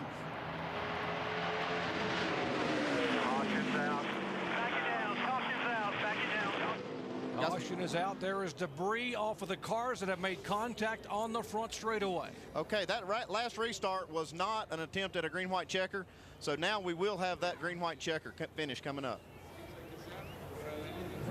And here Juan Pablo Montoya saying, wow, guys, that 20 car is awfully stout, and I think even Juan Pablo may have tried to be a little too aggressive in one. It cost him, is this back of his car wiggled? Well, what happened right there is he moved to the right-hand side to protect the inside going into turn one, and it put him in a little bad position coming through the next left-hander. So it allowed Denny Hamlin to catch right back up on him and enable him to get on his bumper and rough him up a little bit. If you're the crew chief for Denny Hamlin, the 20 car, what are you telling your young driver? I'm going to say try it again. Do it again. Whatever you did right there. That almost worked for you. Okay, you sure you want to? I tell you what, it's going to be something this last couple laps, man. I tell you what. All that debris on the tires. You saw Juan Pablo come through turn 3 right there, sliding around. You know, and Denny Hamlin got right to his bumper. Tell you what, Denny's got him in sights right now. And I remember watching Denny at Hickory Motor Speedway. This kid's not afraid to put a bumper to you. Hey, in the short tracks, that's the way you got to race. Ain't over till it's over. It's not over, man. We're at Mexico City. This is a big one. This baby pays a lot of money. These drivers are getting amped up. And if I was Denny Hamlin, hey, I'm going to try to get him, man. All right, Joe Gibbs wouldn't hire him if he didn't believe. Yes, sir. We will be going through. And there is the watching. There's Connie Montoya, left side of your screen, the Texaco Havoline crew. Wondering, can he hold on? Here's a young man who won a Kart Series championship as a rookie with 7 victories for Chip Ganassi. A year later, as a rookie at Indianapolis Motor Speedway, he won the coveted Indianapolis 500. Then he goes to Formula One and wins the biggest of all, the Grand Prix of Monaco. And guess what, folks? Today, he is a rookie in the NASCAR Busch Series. Wow, what a phenomenal performance it could be. Unfortunately, though, it involved contact with his teammate, and that could have repercussions, maybe even after the checkered flag. We'll have to wait and see. We'll take a quick break and come back with the exciting finish. Can Montoya hang on? These fans hope so. Will Denny Hamlin be able to make that move? We welcome you back to the final laps of the Telcel-Motorola Mexico 200. Our NASCAR.com ESPN reset shows you that Juan Pablo Montoya has never won in a NASCAR Busch Series event. He's hoping to change that 2 laps from right now, making only his 7th career start. And Rusty Wallace, there's a lot to think about with these top couple of cars. There's a lot to think about right now. Denny Hamlin, he knows how to do these restarts. There's a lot of rubber buildup on those guys' tires. You saw all the debris on the racetrack with some of our camera shots. I'm not so sure Juan knows about that. Denny knows how to get these things cleaned off with a good restart. We'll see what happens. They will get 1 shot at a green-white checker. The green flag will wave, then the white flag and the checker flag. Only 1 shot. The fans are on their feet.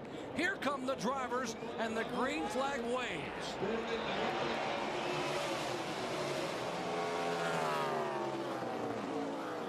Carl Edwards trying to make a move inside of said for 3rd spot. Montoya trying to rocket his way into turn 1 and not get dive bombed by Hamlin. He got a great restart, Montoya did. That gave him a little distance on him getting in turn 1. That's exactly what Montoya needed, a good restart like that. He needs to get through a couple more corners because Denny's not letting him breathe at all. He's right on his bumper. Now Montoya gets through turn 4 and gets to those S's where he's so good. Maybe he can get some room right there. But boy, I tell you what, I'd be driving my guts out right now because you know Denny is. Juan Pablo Montoya trying to remain poised and composed. He has come from 19th position in the final 24 laps after a problem with fueling the car. Connie there with her hands folded, hoping she is going to see her husband win for the first time as a NASCAR driver. Turn 6, the most important turn. Exit that turn wide open if you can. Juan Pablo Montoya's been very good there. You see he picked a little ground up right now. He's got about 3 car lengths between him and Denny Hamlin. That's some pretty good breathing room because he's been better in turn 7. He's entering right now than anybody on the track all day long today. Good exit off of turn 8 right there. A lot of straightaway speed. He's looking good right now, guys. He slipped up a little bit off that corner, though. White flag this time by. He's got one more attempt. He's got to hold off Hamlin this time. This is Denny Hamlin's best shot in turn 1 if he can get there on the final lap.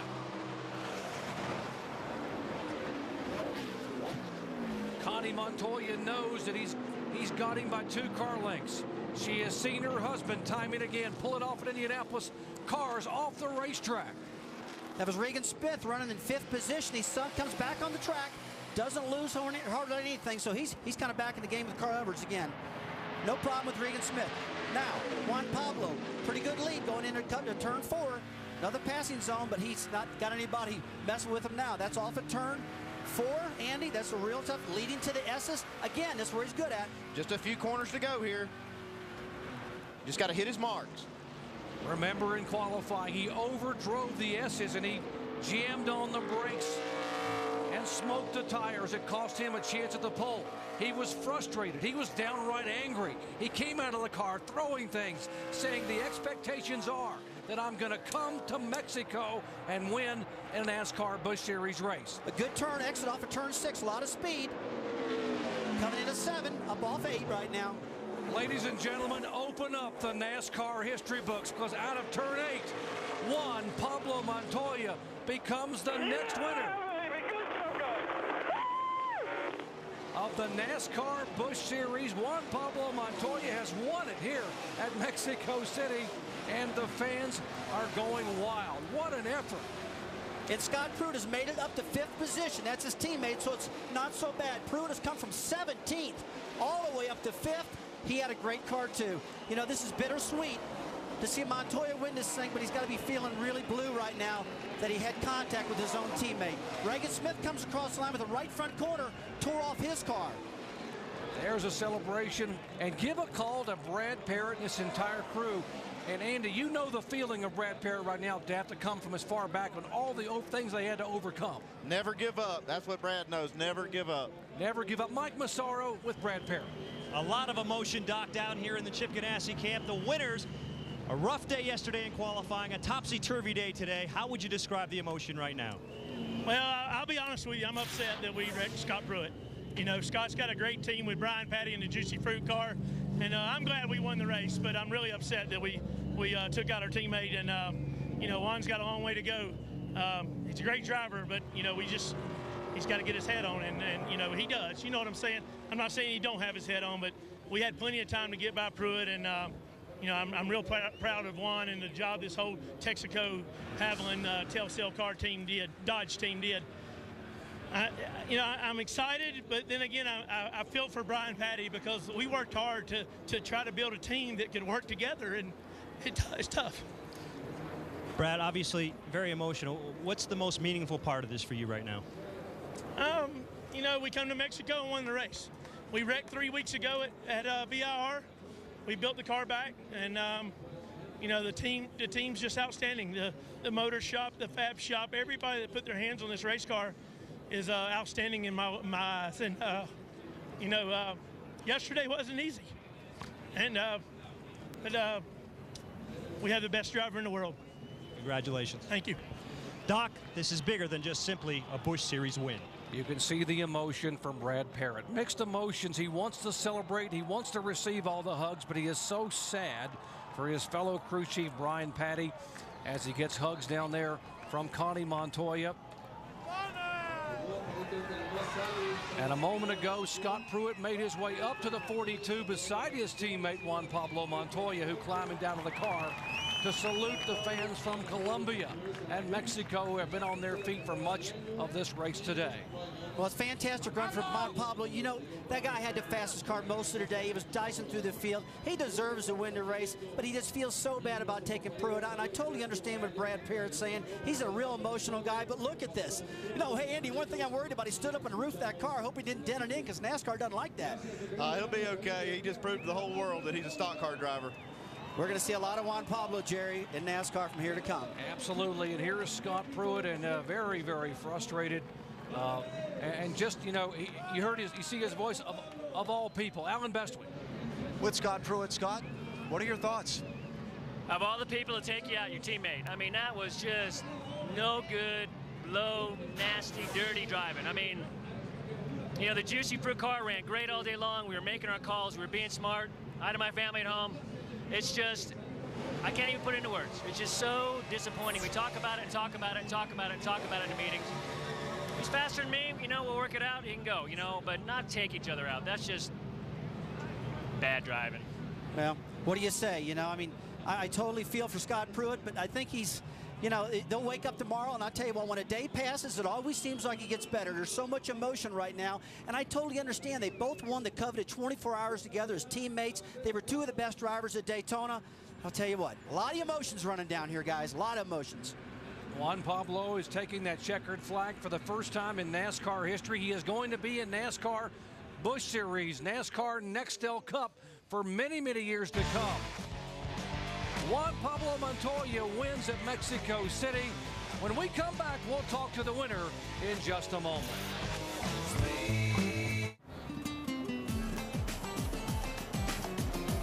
All right, retaliation after the checkered flag. Scott Pruitt not at all happy with his teammate. Caught up with Juan Pablo Montoya and gave him that nudge, but it's Juan Pablo who waves the checkered flag to the fans a moment ago, to the celebration of all the Mexican and Colombian fans. Let's go to victory lane.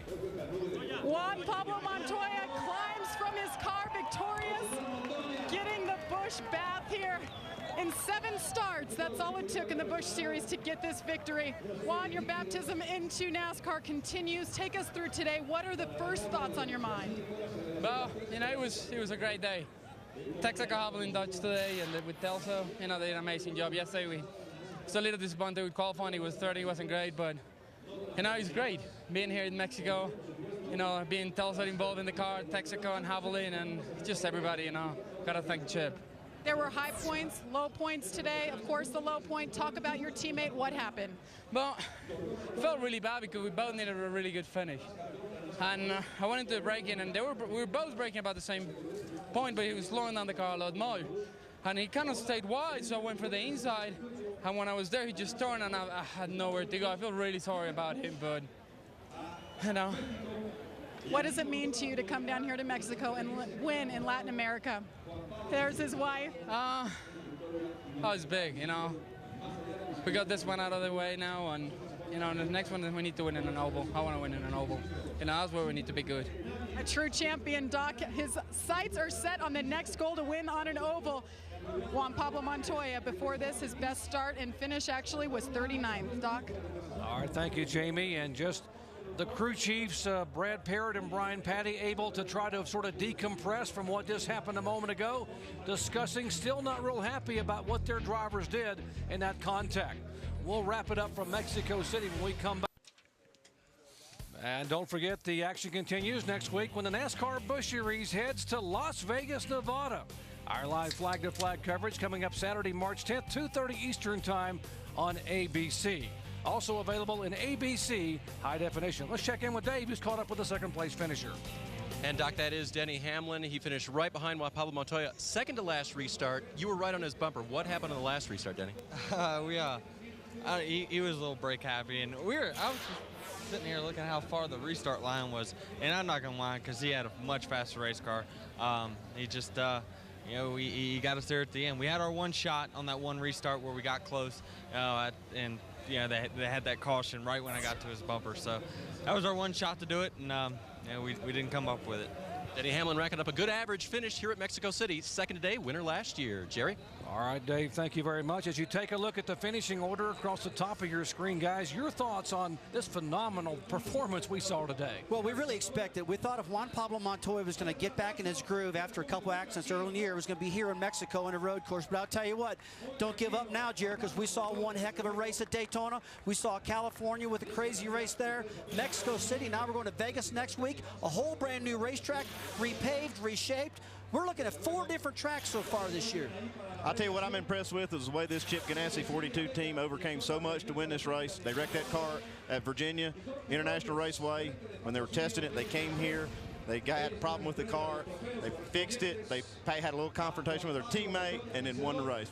What a race. We saw a phenomenal performance today. It will be forever remembered by the fans in the stands as the March of Montoya.